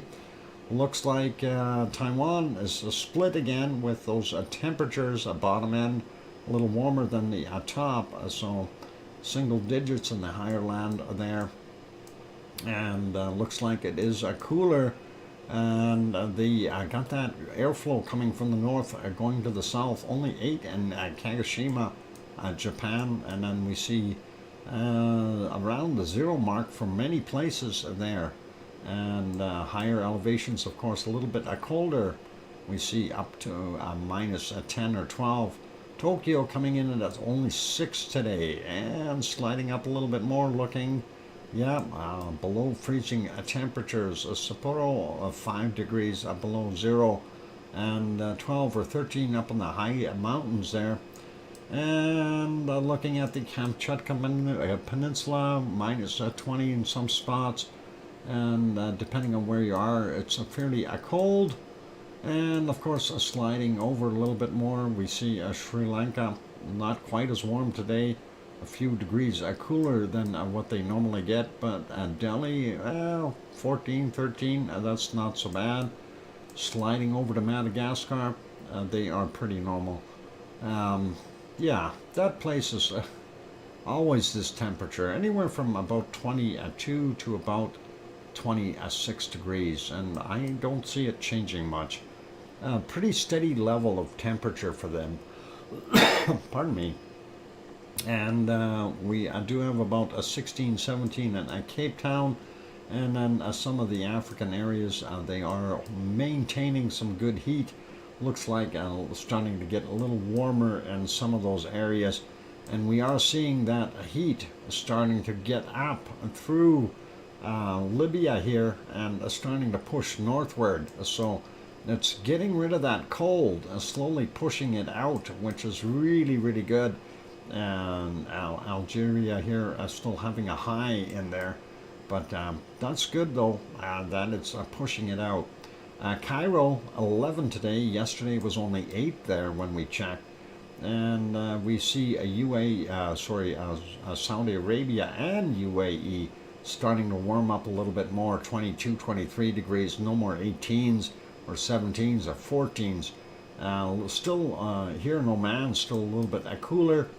And Iraq is starting to warm up a little bit too. We're seeing a 12 there in Baghdad, and then of course we see in the Turkish area, they are a little bit warmer than what it was before, but still not by a lot. Adana coming in, what is it? Adana, 7-8 degrees thereabouts. The eastern side of Turkey starting to warm up as well. And then Piggy's home, we'll see what Piggy has got. About 15, 16 degrees, it says here. I don't know, 13. Let's call it 14 to split the difference. We are starting to see a little bit more warmth showing up there in our wonderful Crete. So that's good. And Athens warmed up a whole bunch. They're no longer at 6, they're now at 13, which is a whole bunch warmer than yesterday. Looking at the other areas, Randazzo coming in at 8 or 9 degrees, and that is a lot warmer. So we're starting to see that warm return, and the cold air continuously being pushed upward. So the spring will be coming for those good people. We see 14 in Naples, Rome coming in at 11, which is really nice. And Milano at 8 right now. Looking at Sardinia, they are starting to get up, and they're no longer at the 1s and 2s, and they're now showing at some stuff over the 9 and 10 and 11 mark. So that's really good. Looks like it didn't warm up that much in Portugal here, but I'm sure that warm air is going to get in there too. Spain, Madrid is still showing only 1 degree, 1 degree in Aurelio's place there in Spain, and hopefully that'll get some more of that warm circulation in here. Once that gets going, they'll take off and be hot again. Nantes coming in at 3, Paris about 1 or 2 degrees, and Munich is still getting that cold from the north, 2 degrees there below 0. Frankfurt -1, Cologne at 0, Yvonne Kunkel's house is 0, OFU Lux about -1 and -2. We see Brussels coming in at 0, Amsterdam at 1 degree. That's not so bad for them. Berlin, well, depending on where you hold the hamster, 0 or -1. Same thing with Hamburg. And looking at about the same there in Copenhagen, and as well as Aarhus. And we zoom up here to Oslo. We'll see -3 in Oslo, and Stockholm a little bit colder at -4. St. Petersburg -5. Moscow should be warmer at a +1, and we see that low in here drawing up that warmer air, which is really nice. So that'll be good for them. And then of course London 2 right now. Looks like around the 0 mark in Wales, unless you're at the coast. Leeds about 2. Glasgow coming in at about 0 or -1, +1. Aberdeen about a 3, but the cold here, that high, is keeping the cold sitting in there. And then, of course, we see Dublin about 4 degrees. And what we see right around here for our Irish monk, and where is it? 4 degrees? I bet that is about what it is there in Doolin or that general area.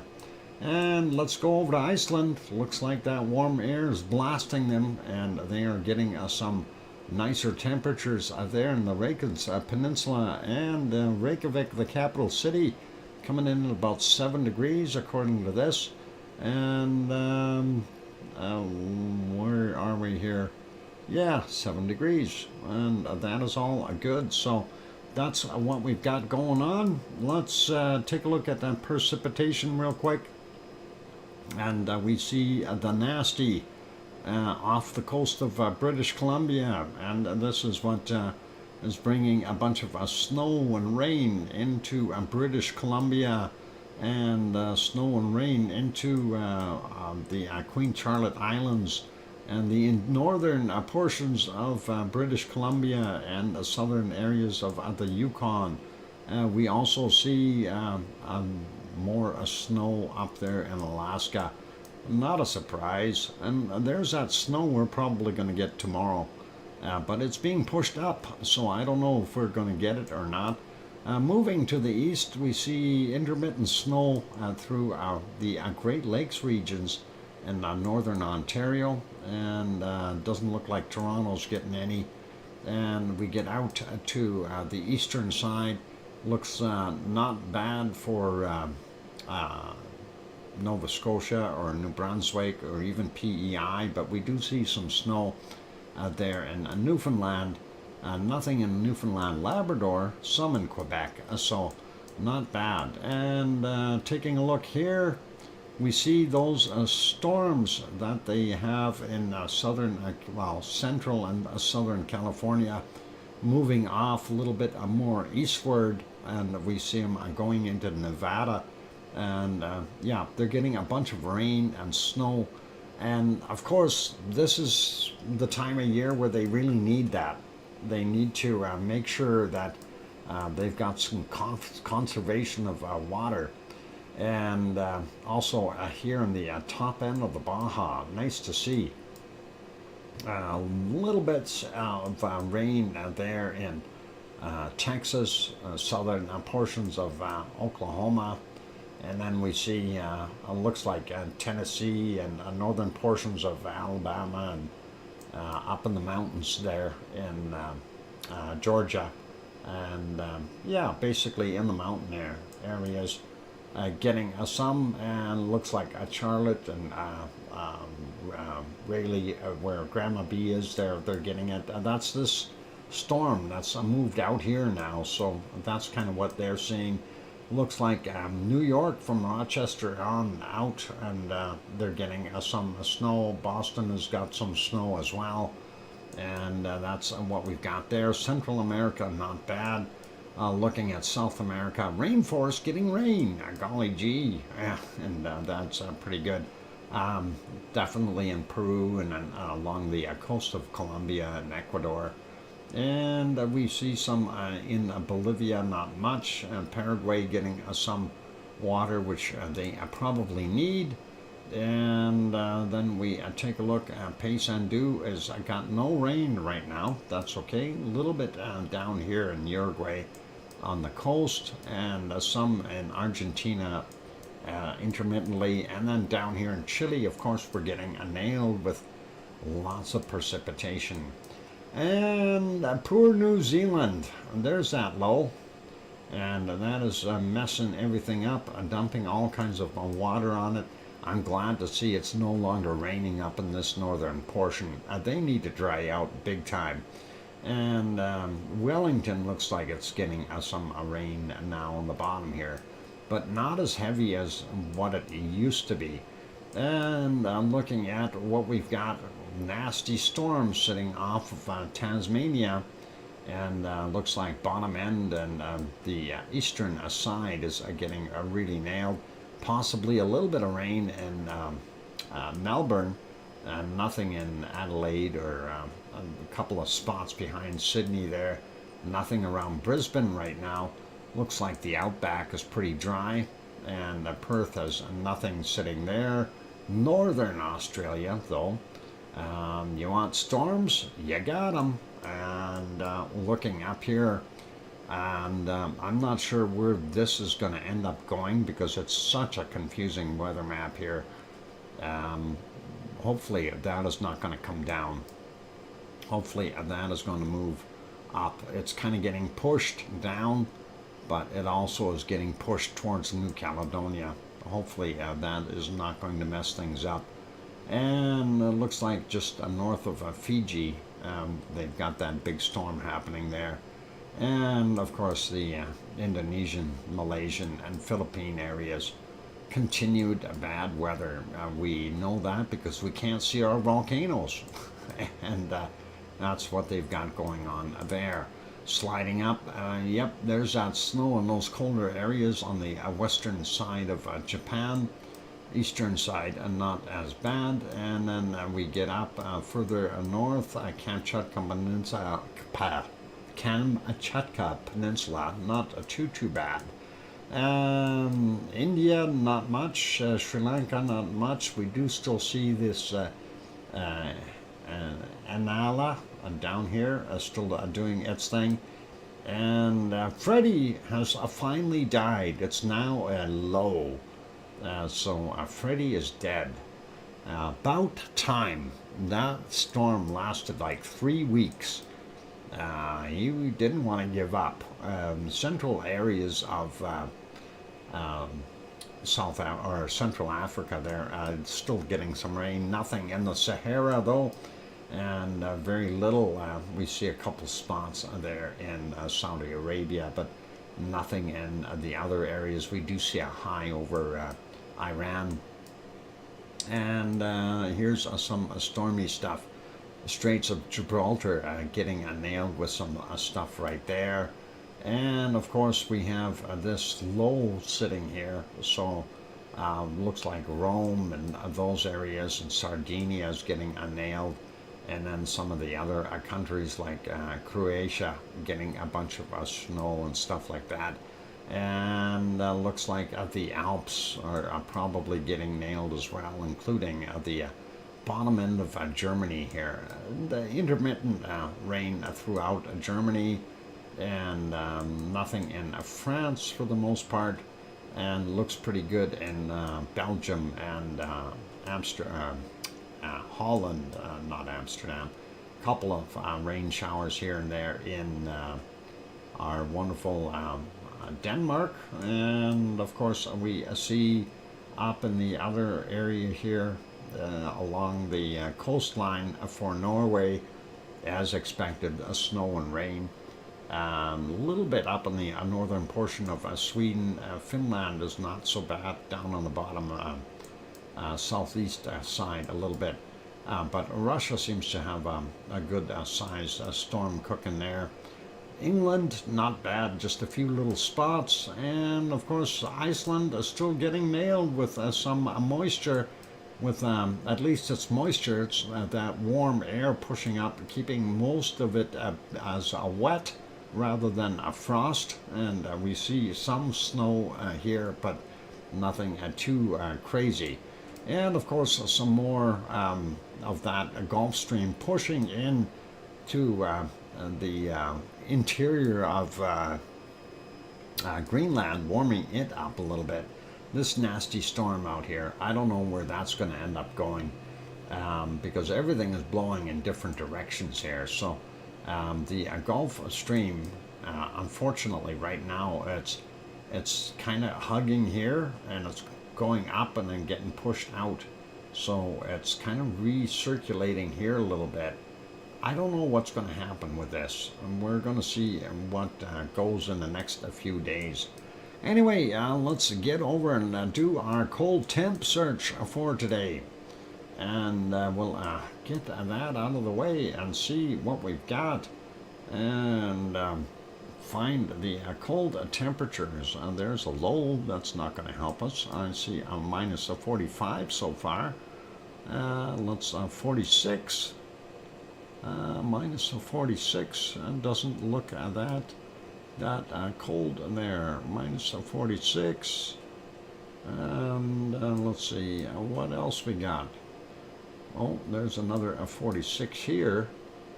Minus 47. Let's zoom in a little bit and see if we find anything colder there.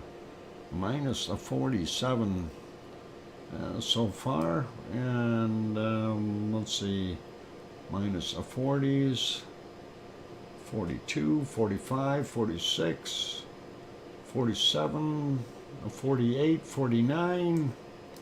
Oh, there's that high, and we got a minus 49. Let's see, there's a minus 50. Zooming in on the minus 50, let's get a minus 51. Minus 50 for sure.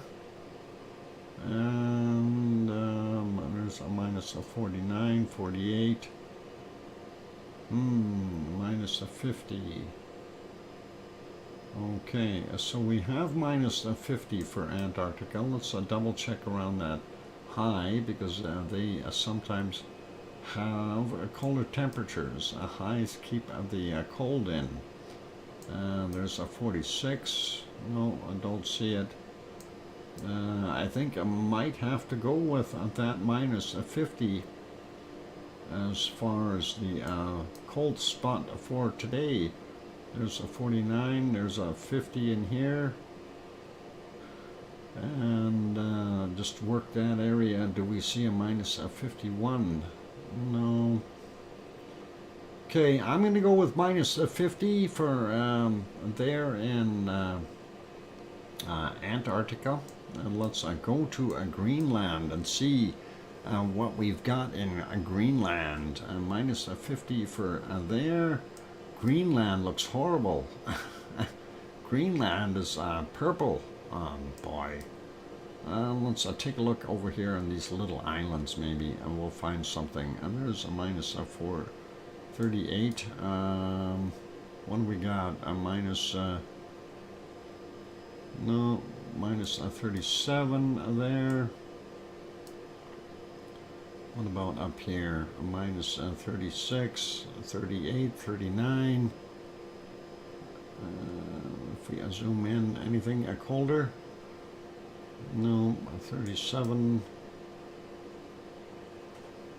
There's a 39 again. Oh, there's a minus 40. And okay, so we got minus 40. And I'm not seeing anything colder there. Let's go back to the interior here, into the purple stuff. Minus 39 right there. Let's check that out and see if we can maybe find a minus 45 or something. Minus 40. That don't look so promising. Minus 40 so far. Not good. Not good. Minus 40. What about over here? No, that doesn't look good. This is all in the 30s. And what about down here? No, nothing. They got tropical temperatures for their stuff. So a minus 40 is the cold temperature so far that I've seen. Yeah, I'm not seeing anything colder there either. Let's go back up on the northern coast here and see. Minus 40 is what I've got. Let's see if we can find something just a tad colder. And let's work on this. Minus 40, huh? What about a minus, there's that 39 again. There's that minus 40. Maybe there's a minus 41 in here. 37, 36, 35. No. What about this island here? Minus 40.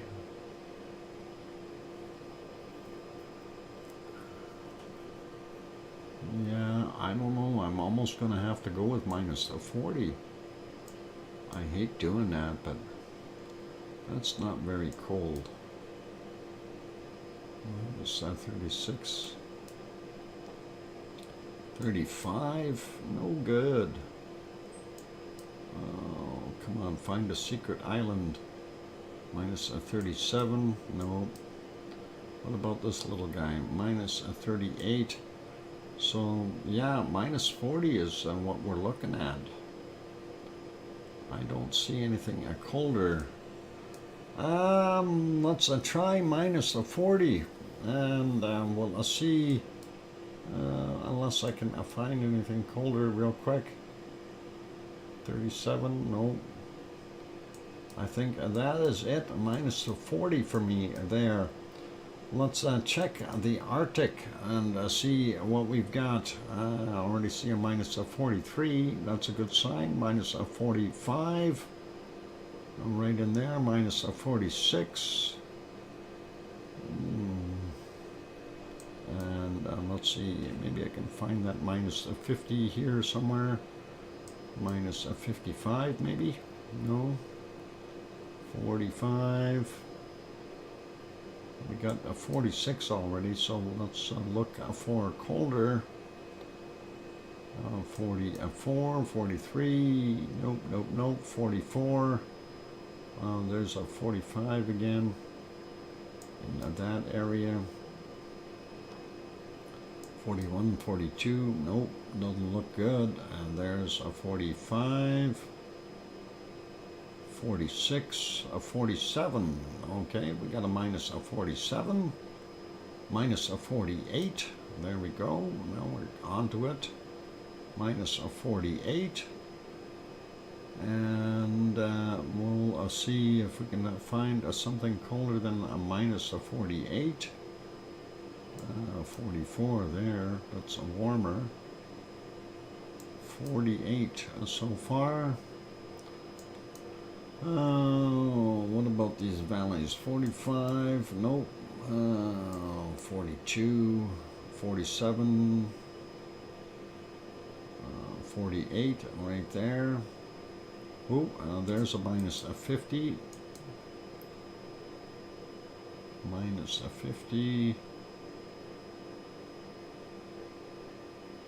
Okay, so we got minus 50. Let's see if we can find something colder. Minus 50 is what we got. We need minus 55 now. Let me check the other areas here. Over here somewhere. Minus 45, 44, 46, 47, 49. I've seen in here, minus 47, 48, 49. We've got minus 50. We need to beat a minus 50.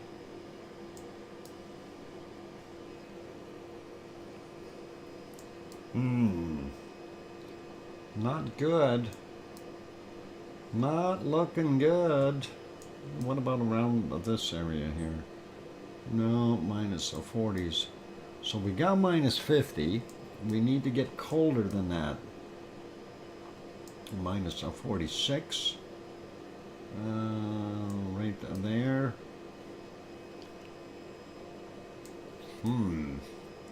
Looks warmer on that side. Minus 46 so far.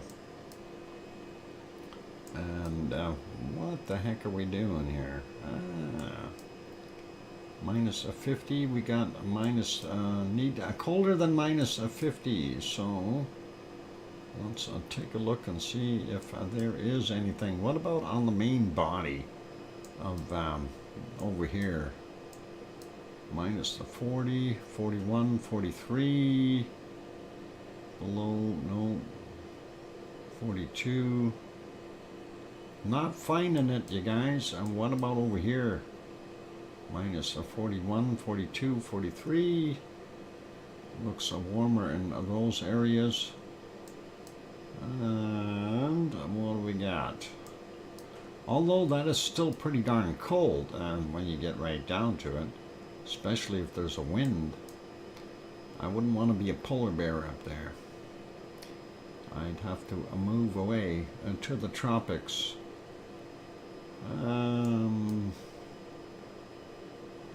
Yeah, 44. Well, we had minus 50, so I think I'm going to have to stick with that. Minus 50 degrees Celsius for our Arctic stuff. Oh, hang on. Oh, I see a minus 51. Right there, smack dab in the middle of the lakes here. A minus 51. I think I'm going to go with that. So a minus 51 it is for there. And let's see, somebody just said they're leaving. And who was it? Robert and Chandel, take care, good night. And Kananaskis country, good night as well. I got minus 51 on the screen, and that is good for our Arctic. I'll live with that for right now. Let's go over to Siberia and see what we can find there. And we'll see if we can find some really cold temps. Oh, I already found a minus 54, just like that. Boom. I like it. That is better than the other side. Minus 55 already right there. And let's see, minus 55, and we want to see what else we got here. Where's a minus 56? Minus 55 we've got. Minus 49, 50, 47, 54. Okay, so we got to beat minus 55, and we got 52, 53 along that highway. Looks bitterly cold. And minus 54, 53, 54, 55 right there. Minus 55. Do we see a minus 56?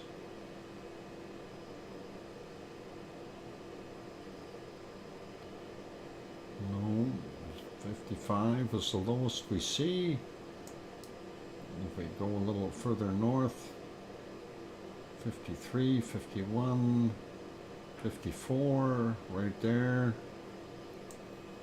Minus 55 is what we've got. We're looking for minus 56. And I just don't see it. Oh, it warms way up there. And 47s, 51, 52 right there. We got 55, so we need a colder than a 55. 49. Here's another one of these highways. Let's see if we got colder along that thing. No. And minus a 44, 46, 47, 49, 48. No, I don't see it there.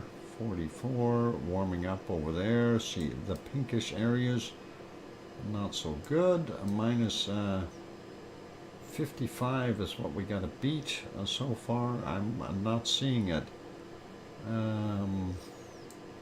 I think I will have to leave with a minus 55 degrees.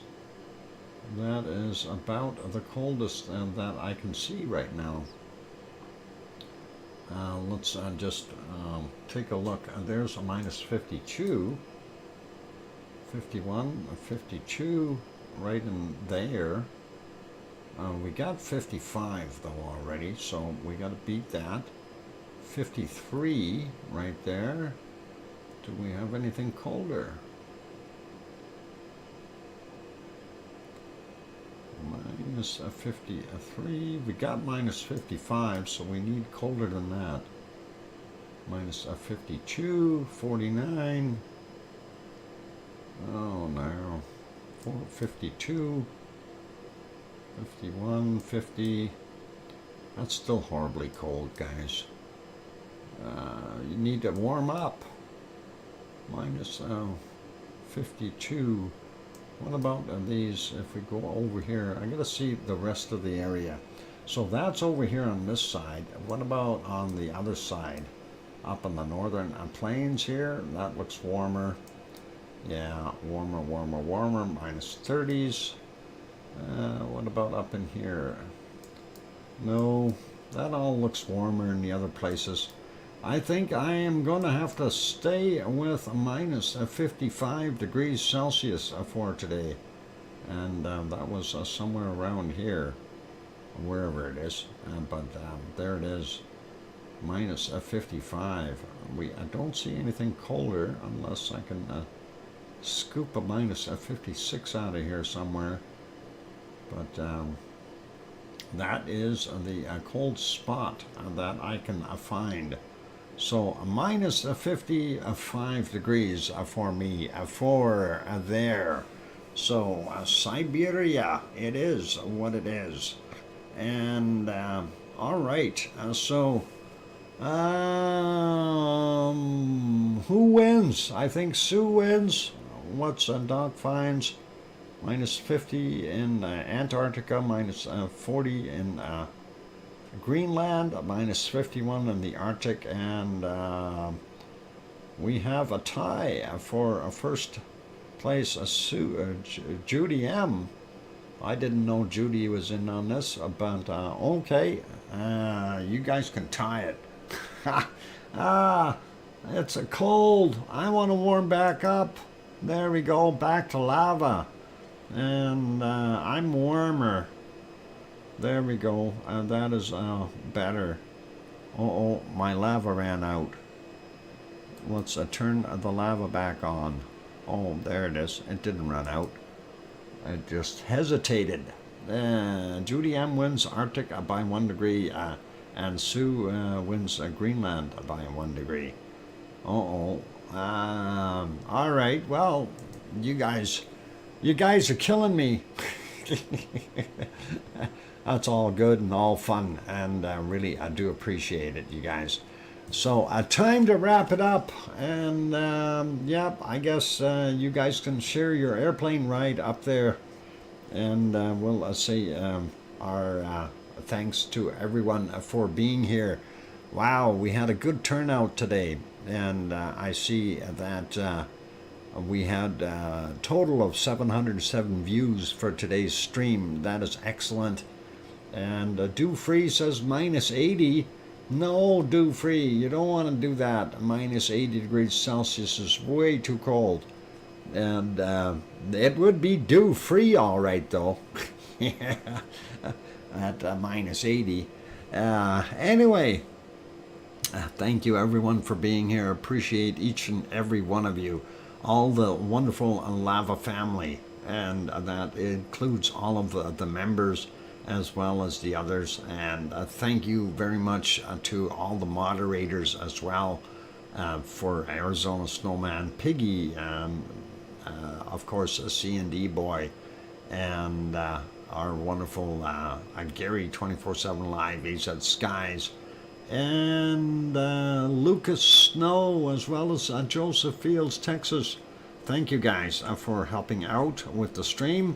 And of course to Susan, or Sue, for her wonderful input, and the links and the volcano report. That's always awesome and very helpful. Thank you, Sue.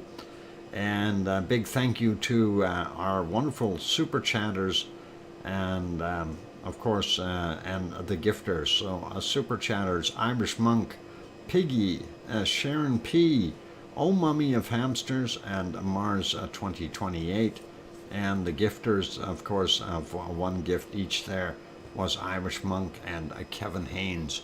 I did see one gift getting given away, and that was from the one Kevin Haynes dropped, but I didn't see the one Irish Monk put in. I only see one new membership there on the screen today, but I don't know if Irish Monk will get his money back or what the scoopy is, but I think that's what usually happens if they don't get anything. So On that friendly note, it's time to wrap her up. Thank you, everyone, again, and I really do appreciate it. I'm going to go turn on the oven. I'm having pizza tonight, and we'll see what we can do with that. So be good, be kind, take care of yourselves. And oh wow, Grandma Bree throws in a wonderful super chat as well. Thank you, Grandma B. And just writing that down. Grandma B throws in a $2 super chat. Really do appreciate that, Grandma B. Thank you very kindly, and that is awesome. And obviously that helps out with everything. So appreciate it, and thank you kindly, Grandma B. All right, on those friendly notes, you take care, everyone. And of course, tomorrow is Sunday, so again, we will have our wonderful and normal Sunday or weekend stream. I see today our peak numbers of are 59 people at any one time within the stream, so that's good. And of course, seeing the amount of views are way up, and that is awesome as well. And definitely got lots of people watching the stream today, so I really do appreciate it. And thank you, everyone, for being here. It really does help. And hopefully you find our wonderful stream interesting and happy and relaxing and informative. And on that friendly note, I'm going to say our major line that we always throw out there. And please, really do take heed. Please tell your loved ones that you love them tonight, for tomorrow is never promised. I'm your host, DrFox2000, here in Edmonton, Alberta, Canada. We'll see everyone tomorrow. Good night, good morning, good day. Take care, and oink oink.